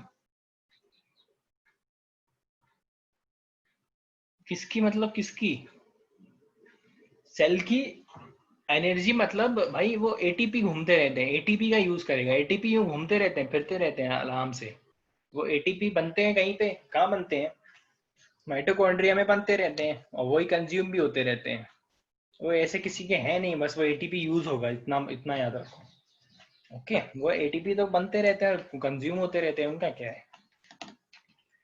मॉलिक्यूल की खुद की एनर्जी नहीं होगी। तुम ये अगर ये पूछ रहे हो ना कि मॉलिक्यूल, वो मॉलिक्यूल एटीपी कहाँ से लाएगा? मॉलिक्यूल एटीपी घूमते रहते हैं, वो बस यूज कर लेगा उसको। Okay, movement of water bye diffusion, osmosis. अगर आपको पता है हायर कंसेंट्रेशन टू लोअर, अगर ये टंकी में पानी ज्यादा है और इस टंकी में पानी कम है, without the use of energy ये पानी यहाँ आ जाएगा जब तक इक्विलिब्रियम मेंटेन नहीं आ जाता। That is nothing but diffusion. Diffusion is again a passive transport जिसमें एनर्जी की रिक्वायरमेंट नहीं होती है। तो वाटर को अगर ट्रांसफर करना, अगर देखो वाटर को ट्रांसफर करना होगा तो क्या होगा? देखो, सेल के बाहर कंसेंट्रेशन वाटर का हाई होना चाहिए, सेल के अंदर वाटर का कंसेंट्रेशन कम होना चाहिए। अगर ये कंडीशन आ जाती है तो वाटर यहाँ से बाहर की कंडीशन से सेल के अंदर चला जाएगा। Okay, this is we call it as a diffusion. Okay, इसको हम बोलते हैं diffusion. Carrier proteins are present to facilitate the transport of some molecules. Carrier proteins are present to facilitate transport of some molecules. अब कुछ कुछ molecules जो हैं, as we have already discussed, कि भाई वो ट्रांसपोर्ट नहीं हो पा रहे हैं।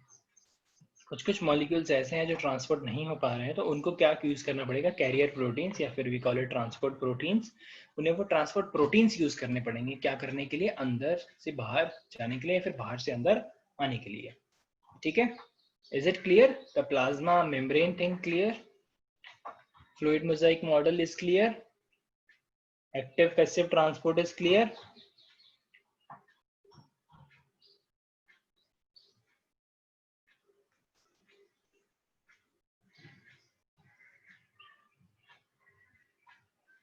ओके, आप लोगों के स्कूल की छुट्टी थी क्या आज?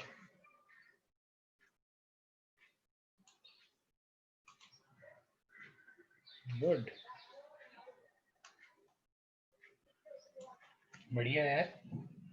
No class today, only one class.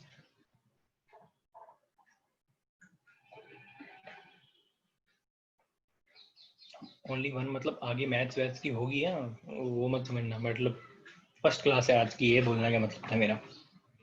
चलो सेल वॉल देख लेते हैं अभी, सेल वॉल का क्या पंगा है। ठीक है, सेल वॉल याद रखना सिर्फ प्लांट सेल्स में होंगी, सिर्फ प्लांट सेल्स में होंगी। Okay, a non-living rigid structure called as cell wall which forms the outer covering for the plasma membrane of fungi and plants. fungi में भी होता है, याद रखना। fungi and plants में जो outer covering होगी, outer to what? outer to plasma membrane, there that particular layer we will call it as a cell wall. That particular layer we will call it what? We will call it cell wall. ठीक है. Cell wall not only give shape to the cell and protect the cell from mechanical damage and infection, it also helps in cell to cell interaction and provide a barrier to undesirable molecules. देखो क्या बोल रहा है ये. Cell wall not only gives shape to the cell, जो हमने eukaryotes prokaryotes में देखा था. सेल वॉल का क्या फंक्शन है भाई? एक पर्टिकुलर स्ट्रक्चर में मेंटेन रखना, उसको एक पर्टिकुलर स्ट्रक्चर देके रखना उस पर्टिकुलर सेल को. तो वो फंक्शन तो है ही, मैकेनिकल डैमेज से बचाने का फंक्शन तो है ही, इन्फेक्शन से बचाने का फंक्शन तो है ही, बट अगेन वो सेल टू सेल इंटरेक्शन में भी हेल्प करता है. It also helps in cell to cell interaction. And cell to cell interaction मतलब एक सेल दूसरे सेल से इंटरेक्ट करेगा ना, तो सेल वॉल के थ्रू वो प्लाज्माडेस्माटा, अगर आपने देखा होगा, नहीं देखा होगा तो ट्रांसपोर्ट ऑफ प्रोटीन जब हम पढ़ेंगे तो उसमें वो चीज आती है कि एक सेल दूसरे सेल से कैसे कांटेक्ट में रहता है. They have a pore, they have a opening, that is called, opening is called as plasmodesmata. That opening is called as plasmodesmata. तो एक सेल दूसरे सेल से उस पर्टिकुलर होल, उस पर्टिकुलर प्लाज्माडेस्माटा से एक सेल दूसरे सेल से कनेक्टेड रहता है. तो यही बात कर रहा है सेल वॉल. एक सेल को दूसरे सेल से इंटरेक्शन करने में सेल वॉल हेल्प करती है. ओके, क्लियर है. सेल वॉल में इतना ही होता है, इतना आपको डिटेल में करने की कोई उसको जरूरत है नहीं. Composition and no need. Cell wall बस होती है, प्लांट्स में होती है, इतना आपको याद रखना है. ओके, अब हम देखेंगे कि भाई साइटोप्लाज्म है, इसका क्या है, कंपोजिशन क्या है. साइटोप्लाज्म के अंदर देखो क्या, cytoplasm is the matrix, cytoplasm is the base. अब इस साइटोप्लाज्म के अंदर हमारा न्यूक्लियस भी एम्बेडेड है और हमारे सारे अदर सेल ऑर्गेनेलीज भी एम्बेडेड है. इसी साइटोप्लाज्म के अंदर हमारे सारे ऑर्गेनेलीज भी एम्बेडेड है. तो cytoplasm is very important. Okay, the substance of a cell between the nucleus and plasma membrane containing various organelles and inclusions is called as cytoplasm. इसको रीड करो एक बार, इसको रीड करो, इसको अपने आप से रीड करो एक बार. Just give me 1 minute.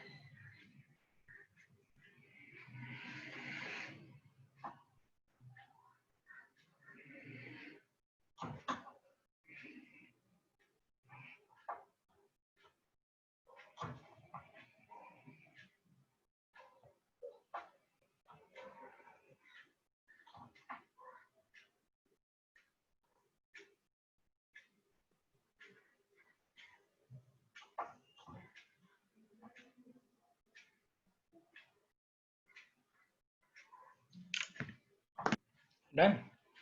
क्या है इसमें साइटोप्लाज्म में? The substance between nucleus and plasma membrane. Nucleus and plasma membrane के बीच में जो भी चीज है जिसके अंदर हमारे सारे ऑर्गेनेलीज एम्बेडेड है, that we call it as a cytoplasm. उसको हम बोलते हैं साइटोप्लाज्म. ठीक है, बाकी जो चीजें देखेंगे वो इसमें देखेंगे हम. एक बार डायग्राम में आपको बता दें क्या है साइटोप्लाज्म. एक बार हम डायग्राम ना ओवरव्यू ले ही लेते हैं, डिटेल में हम इसको देखने ही वाले हैं, बट एक ओवरव्यू ले लेते हैं ताकि अगर हम किसी भी ऑर्गन का हम नाम लें तो आपको पता हो कि वो कैसे दिखता है एंड क्या होता है. ठीक है, हम ये चीज कर लेते हैं अभी. तो देखो भाई, ये है अपना वो क्या है, ये एक यूकैरियोटिक सेल मान के चलो. ओके, एक यूकैरियोटिक सेल मान के चलो. ऑर्गेनेलीज कुछ कुछ हैं जो काफी डिटेल में वो हम बाद में देखेंगे. तो सबसे अंदर आप देखोगे तो सबसे पहले आपको अंदर दिख रहा है न्यूक्लियोलस. न्यूक्लियोलस देखो सबसे अंदर ये वाला न्यूक्लियोलस. न्यूक्लियोलस के अंदर हमारा सारा जो जेनेटिक मटेरियल होता है वो होता है. ओके, न्यूक्लियोलस के अंदर हमारा सारा जो जेनेटिक मटेरियल होता है वो होता है न्यूक्लियोलस के अंदर. ओके, ये चीज याद रखना. फिर न्यूक्लियस है, न्यूक्लियर पोर होता है. न्यूक्लियर मटेरियल भी बाहर आता है ना. न्यूक्लियर मटेरियल मतलब यहाँ से राइबोसोम्स ना बाहर आते हैं, यहाँ से राइबोसोम्स बाहर आते हैं, तो बाहर आने की जगह तो चाहिए ना उसको. तो न्यूक्लियर मेम्ब्रेन में पोर्स होते हैं, तो उसको न्यूक्लियर पोर बोल देते हैं. फिर जो न्यूक्लियर जेनेटिक न्यूक्लियस के अंदर भी एक साइटोप्लाज्म टाइप ऑफ थिंग होती है जिसके अंदर हमारा जेनेटिक मटेरियल फ्लोट कर रहा होता है. तो वो जो न्यूक्लियस का जो साइटोप्लाज्म है उसको हम बोलते हैं न्यूक्लियोप्लाज्म. न्यूक्लियस के साइटोप्लाज्म को हम क्या बोल देते हैं? न्यूक्लियोप्लाज्म. ये चीज याद रखना. और ये इन तीनों को कौन एनक्लोज करके रखता है? वो होता है न्यूक्लियर एनवेलप. वो कौन होता है? Nuclear envelope. ये आउटर जो चीज आप देख रहे हो वो होता है न्यूक्लियर एनवेलप. क्लियर है ये चीज? तो इस पूरे स्ट्रक्चर को इंक्लूडिंग द न्यूक्लियर एनवेलप को हम बोलते हैं क्या भाई? ये है न्यूक्लियस. इस पूरे को हम क्या बोलते हैं कि ये है क्या? ये है nucleus. Nucleus. Okay, nuclear pore because ribosomes अंदर से बाहर आएंगे. ठीक है, राइबोसोम्स अंदर भी होते हैं, अंदर से बाहर आके वो एंडोप्लाज्मिक रेटिकुलम पे बैठ जाते हैं राइबोसोम्स, कुछ कुछ इंफॉर्मेशन लेके आते हैं अंदर से, ठीक है। तो न्यूक्लियर पोर हो गया, उसके लिए न्यूक्लियोलस हो गया। न्यूक्लियोलस क्या? न्यूक्लियोलस के अंदर हमारा जेनेटिक मटेरियल है। Nuclear plasm is the cytoplasm of nucleus, जिसके अंदर ये सब चीजें घूम रही होती हैं। Nuclear envelope is the entire covering जो इन सब चीजों को पकड़ के रखता है। इस पूरे स्ट्रक्चर को हम क्या बोल देते हैं? न्यूक्लियस बोल देते हैं, ठीक है। न्यूक्लियस की जो लेयर होती है वो कंटिन्यूस हो जाती है। न्यूक्लियस की लेयर से निकलते हुए एक ऑर्गन निकलता है जिसका नाम है भाई एंडोप्लाज्मिक रेटिकुलम। ये रहा RER and SCR. RER and SCR दो चीज याद रखना, एक होता है रफ एंडोप्लाज्मिक रेटिकुलम, एक होता है स्मूथ एंडोप्लाज्मिक रेटिकुलम। देखो ये वाले हैं स्मूथ एंडोप्लाज्मिक रेटिकुलम और ये वाले हैं रफ एंडोप्लाज्मिक रेटिकुलम। अब ये रफ और स्मूथ का क्या चक्कर है ये हम आगे देखेंगे। बेसिक चीजें देखो, रफ चीज और स्मूथ चीज। स्मूथ इज स्मूथ, रफ में क्या होगा? जो स्मूथ एंडोप्लाज्मिक रेटिकुलम है अगर उसके ऊपर राइबोसोम्स आ जाए बहुत सारे तो वो रफ हो जाती है। तो मतलब अगर कोई आपको बोल रहा है कि रफ एंडोप्लाज्मिक रेटिकुलम, तो आपको मानना है कि इस एंडोप्लाज्मिक रेटिकुलम पे बहुत सारे राइबोसोम्स अटैच्ड हैं। इस एंडोप्लाज्मिक रेटिकुलम पे बहुत सारे क्या राइबोसोम्स अटैच्ड है। इस एंडोप्लाज्मिक रेटिकुलम पे बहुत सारे राइबोसोम्स अटैच्ड हैं। ओके, ये चीज आपको ध्यान में रखना है। अगर स्मूथ है तो स्मूथ में देयर इज नो राइबोसोम्स। अगर स्मूथ एंडोप्लाज्मिक रेटिकुलम है तो भाई उसके अंदर देयर आर नो राइबोसोम्स। तो न्यूक्लियर एनवेलप से ही कनेक्टेड होता है, ये न्यूक्लियर एनवेलप से ही कनेक्टेड होता है। न्यूक्लियर एनवेलप से ही ये चीज कनेक्टेड होती है। न्यूक्लियर एनवेलप से ही निकलते हुए एंडोप्लाज्मिक रेटिकुलम आता है। एंडोप्लाज्मिक रेटिकुलम तो डिटेल में हमें पढ़ना ही, क्या स्ट्रक्चर होते हैं, किस किस टाइप्स में हमें मिलता है, सिस्टर्नी में मिलता है, फिर वेसिकल्स में मिलता है, ट्यूब्यूल्स में मिलता है। That is different different forms of that, वो हम चीज करेंगे। ओके, एंडोप्लाज्मिक रेटिकुलम सेम चीज, ऐसा ही फोल्डिंग, इसी टाइप की फोल्डिंग्स में हमारे पास होता है गोल्गी अपैरेटस। ये रहा purple colour thing, Golgi apparatus. Golgi apparatus and endoplasmic reticulum दोनों काफी सिमिलर ही होते हैं, बट फंक्शंस भी इनके सेम ही है। वैसे फंक्शन भी सेम ही है। ये भी पैकिंग करता है प्रोटीन्स की। जो राइबोसोम्स आता है, राइबोसोम्स प्रोटीन बनाता है, तो ये जो राइबोसोम्स है इनके थ्रू पास होते होते वो पैक होता है। पैक होना मतलब, पैक होना मतलब उस पर एड्रेस लिखा जाता है कि भाई तेरे को कहाँ जाना है। उस पर एड्रेस लिखा जाता है। प्रोटीन तो आ गया, प्रोटीन को थोड़ी पता है मुझे कहाँ जाना है ना। अगर तुम कुछ चीज ऑर्डर करते हो तो उस चीज को नहीं पता होता ना, उस चीज को नहीं पता होता उसको कहाँ जाना है। उस पर कोई लेबल लगाओगे, उस पर आप लिखोगे कि हाँ भाई ये पार्सल जो है ये पुणे का है, ये पुणे जाएगा। तो वो जो लेबलिंग का प्रोसेस है वो कौन करता है? उसको बताएगा, उस प्रोटीन को बताएगा भाई तुझे यहाँ जाना है। और यहाँ वहां जाने का जो बात है वो कौन बताता है? वो उसको गोल्गी अपैरेटस बताता है। गोल्गी अपैरेटस को उसके ऊपर एक लेबल चिपका देता है, उसके ऊपर एक लेबल चिपका देता है। अब वो लेबल बताओ किसकी होती है? पेपर की कि प्लास्टिक की? वो जो लेबल होती है वो किस चीज की बनी होती है? Paper, plastic, thermocol, metal? I think it's metal. What do you think? Protein. Protein ही तो जा रहे हैं। प्रोटीन पे प्रोटीन की लेवल,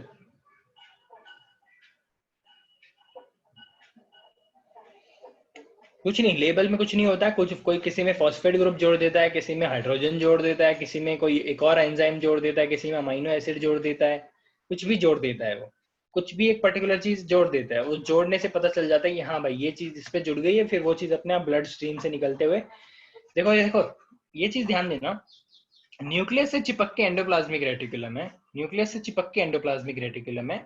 और प्लाज्मा मेम्ब्रेन से चिपक के कौन है? Golgi apparatus. प्लाज्मा मेम्ब्रेन से क्यों चिपक के भाई? ये प्लाज्मा मेम्ब्रेन से क्यों चिपक के? बिकॉज यहाँ फाइनल पैकिंग होती है उस पर्टिकुलर चीज की। यहाँ पे उस पर लेबलिंग वेबलिंग लग जाती है, उसको बोलते हैं भाई तू निकल अभी।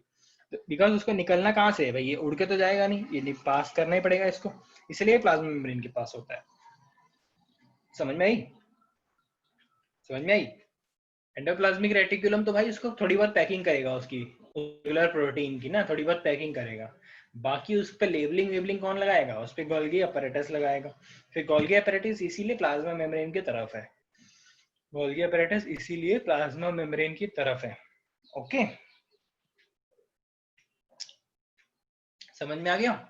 यस, इजी टू डिस्पैच, अगर आप बोलना चाहो तो इजीली बाहर निकाल सकता है उसको। ठीक है। अब कई लोग जिनको नहीं समझ में आ रहा कि ये चीज कौन है जो बाहर जा रही है, कौन है जो अंदर आ रही है, क्या पैकिंग कर रहे हैं ये लोग, है ना? ये चीजें आपको धीरे धीरे क्लियर होगी। इसमें क्या होता है देखो, न्यूक्लियस तो न्यूक्लियस है ही, एंडोप्लाज्म अभी क्या हो रहा है यहाँ पर, बिकॉज ये सेल है ना, cell is the basic unit जिसके अंदर हमारे ट्रांसक्रिप्शन ट्रांसलेशन वगैरह सब कुछ होने वाला है, ठीक है। तो इसमें होता क्या है देखो, जो डीएनए होता है ना, DNA, DNA is DNA, DNA के एक सीक्वेंस होता है, अगर आपको तो वो चीज अगर थोड़ी बहुत पता है तो डीएनए के सीक्वेंस होते हैं, डीएनए के स्ट्रैंड्स होते हैं, फिर कोडिंग डिकोडिंग अगर आपको पता है तो। पता है क्या हम डिटेल में अभी जाएं कि बायोटेक में जाएं, ये मुझे क्लियर कर दो, मतलब फिर अभी सब क्या बोल रहे हैं, जयदीप अभी बोलेगा फिर व्हाट डू यू वांट, कि थोड़ा डिस्कस करें कि बायोटेक में करें। ओ आई गॉट 2 फ्रॉम बायोटेक, 2 बोल रहे हैं कि बायोटेक में करो, एक बोल रहा है यहाँ करो, एक 3 बोल रहे हैं बायोटेक में करो। चलो ठीक है, फिर हम बायोटेक में करेंगे। थोड़ा सा अंडरस्टैंडिंग ले लो कि न्यूक्लियस जो है, थोड़ा सा जो अंडरस्टैंडिंग ले लो, न्यूक्लियस जो है, न्यूक्लियस के अंदर डीएनए है, ओके। न्यूक्लियस के अंदर डीएनए है, डीएनए की एक ऐसे स्ट्रैंड होगी, मान के चलो एक रस्सी है, उस रस्सी पे हमारे बहुत सारे कोड्स लिखे हुए हैं, A T G C F, F नहीं होता, ए T G C T A जी सी, ये सब ए टी जी सी ही एक दूसरे से उल्टे सुल्टे लगे होते हैं, ठीक है, एबीसीडी नहीं होता उसमें। वो कोड्स को रीड करता है कौन, एमआरएनए, मैसेंजर आरएनए। वो कोड को कौन रीड करता है भाई, एमआरएनए रीड करता है। देखो जैसे ये अगर डीएनए का स्ट्रैंड है, ये रेड कलर का अगर डीएनए का स्ट्रैंड है, और इसके ऊपर बहुत सारे ऐसे ऐसे ना, सिर्फ तीन तीन तीन के लेयर में, तीन के उसमें हम पढ़ते हैं, जैसे ये ए है, ये टी है, ये जी है, एटीजी मान लो। ATG will give rise to, ATG को अगर कोई रीड करेगा, रीड कौन करता है, राइबोसोम्स करते हैं, ये रीडिंग वीडिंग कौन करता है, राइबोसोम्स करते हैं, ठीक है। एटीजी है। अब देखो ये डीएनए की लेयर होगी, इसके सामने अपन एक ब्लैक कलर से बना देते हैं, ये है एमआरएनए, मैसेंजर आरएनए। कौन है, यू हैव दैट वीडियो, हाँ वो अपन बाद में वैसे दिखाने ही वाले हैं, तो what you can do is you can send it to me and I will send it, ताकि वो डिलीट ना हो जाए कि तुम पे ना बात आ जाएगी तुमने क्यों भेजा। You send it to me, you have already send it to me ना, I will send it on the group, ताकि वो रहे, नहीं तो सर्वर निकाल ना दे उसे कि बच्चों ने क्यों मैसेज किया है, ठीक है। आई विल सेंड इट। वो जो जयदीप ने एक वीडियो दिखाई थी हमें, वो हम ऑलरेडी, हम जो चैप्टर जब हम पढ़ते हैं ना बायोटेक का, हम वो चीज करते, बट जो मैं अभी बोल रहा हूँ इसके बाद अगर आप वो वीडियो देखोगे, वो आप वीडियो देखोगे तो आपको क्लियर होगा। तो this is a DNA, DNA के ऊपर कोडिंग है, फिर ये एम आर एन ए आएगा, मैसेंजर आरएनए। ये डीएनए है, ये आरएनए, ठीक है। एम आर एन ए की हम बात कर रहे हैं, M R N A, messenger RNA. DNA double stranded होता है ना, तो इसके 2 स्ट्रैंड तो डीएनए के ही होंगे। तो पहले तो ये 2 स्ट्रैंड्स खुलती हैं, ये पहले 2 स्ट्रैंड्स खुलेंगी, अनजिपिंग होगी इनकी, ठीक है, ये 2 स्ट्रैंड्स खुलेंगी। फिर उस स्ट्रैंड को एमआरएनए आएगा, एमआरएनए उस स्ट्रैंड को रीड करेगा, एमआरएनए सारे कोड्स पढ़ेगा, एमआरएनए फटाफट वो सारे कोड्स पढ़ेगा, ठीक है। फिर एमआरएनए जब वो कोड पढ़ लिए, फिर एमआरएनए राइबोसोम्स के पास आता है। एमआरएनए किसके पास आता है, यहाँ पे अंदर राइबोसोम्स है ना, अंदर राइबोसोम्स है, यहाँ बाहर भी है, वही राइबोसोम्स अंदर बाहर करते रहते हैं। एमआरएनए राइबोसोम्स के थ्रू पास करेगा, और जो जो एमआरएनए ने कोड कॉपी किया था ऊपर से, जो जो एमआरएनए ने कोड कॉपी किया था, वो कोड वो राइबोसोम से होते हुए निकालेगा। अब राइबोसोम्स का एक ऐसा फंक्शन होता है, राइबोसोम्स वो कोड पढ़ेगा, जैसे एटीजी आ गया, अब एटीजी से जो अमाइनो एसिड राइबोसोम को बनाना है, वो अमाइनो एसिड राइबोसोम्स बना के छोड़ देगा। ये वो सब चीजें यहाँ हो रही हैं, एंडोप्लाज्मिक रेटिकुलम पे होगी, या फिर अंदर भी चलती रहती है, वो न्यूक्लियस के अंदर भी चलती रहती है वो। आई नो ये थोड़ा कॉम्प्लिकेटेड होगा, हम तब डिटेल पे पढ़ेंगे, अभी के लिए सिर्फ वो वीडियो देख लोगे ना तो आपको क्लियर हो जाएगा। यदि भी I forget to send that video, आप भेज देना, कोई इशू नहीं है, ठीक है।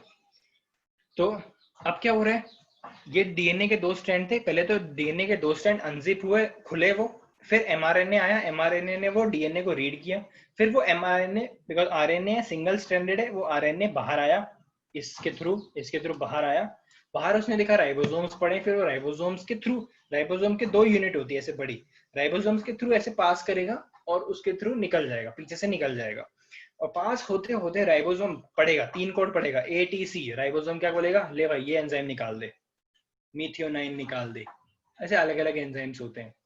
फिर एक और कोड पड़ेगा, उसका एक और एंजाइम निकाल देगा, एक और कोड पड़ेगा, एंजाइम निकाल देगा, फिर एंजाइम्स, एंजाइम नहीं सॉरी यार, ये अमाइनो एसिड निकालेगा, और अमाइनो एसिड की चेन बनती रहेगी, और फिर वो सारे अमाइनो एसिड क्या बना देंगे, प्रोटीन बना देंगे। अब बन गया प्रोटीन। अब वो प्रोटीन पैक होगा ईआर में, वही प्रोटीन पे लेबलिंग करेगा गोल्गी अपैरेटस और वही प्रोटीन निकल जाएगा बाहर, ब्लड स्ट्रीम्स में आ जाएगा। बिकॉज उसमें लेबलिंग है तो उसको पता है ये प्रोटीन की रिक्वायरमेंट कहाँ है, ये प्रोटीन की रिक्वायरमेंट क्या है कि भाई मसल्स में जाना है मुझे कि हार्ट में जाना है। ठीक है, ये उसको पता होगा कि मुझे मसल में जाना है कि हार्ट में जाना है। बिकॉज क्यों? बिकॉज जीसी ने, गोल्गी अपैरेटस ने, गोल्गी कॉम्प्लेक्स ने उस पर लेबलिंग कर दिया। फिर वो प्रोटीन वहां चला जाएगा और वो वहां पे जो स्पेसिफिक फंक्शन उसको करना है वो फंक्शन प्रोवाइड करेगा, वो फंक्शन वहां पर जाके करेगा। ठीक है, ऐसे इसकी फंक्शनिंग होती है।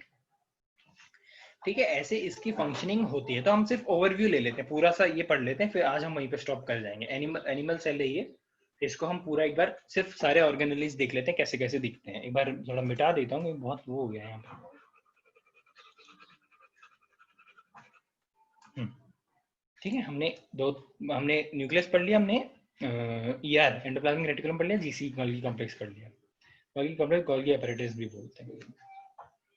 ये देख रहे हो पर्पल कलर के साइड में राउंड राउंड करके निकल रहे हैं सिक्रेटरी वेसिकल्स।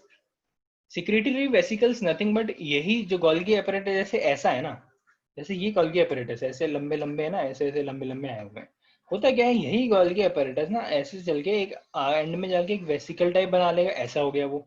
फिर धीरे जाके और पतला हो जाएगा, फिर वो और इतना हो जाएगा, फिर एंड ऑफ द डे ये ऐसा हो जाएगा और ये एक वेसिकल रिलीज हो जाएगा। ये वेसिकल एक रिलीज हो जाएगा, सिक्रेटरी वेसिकल एक रिलीज हो जाएगा।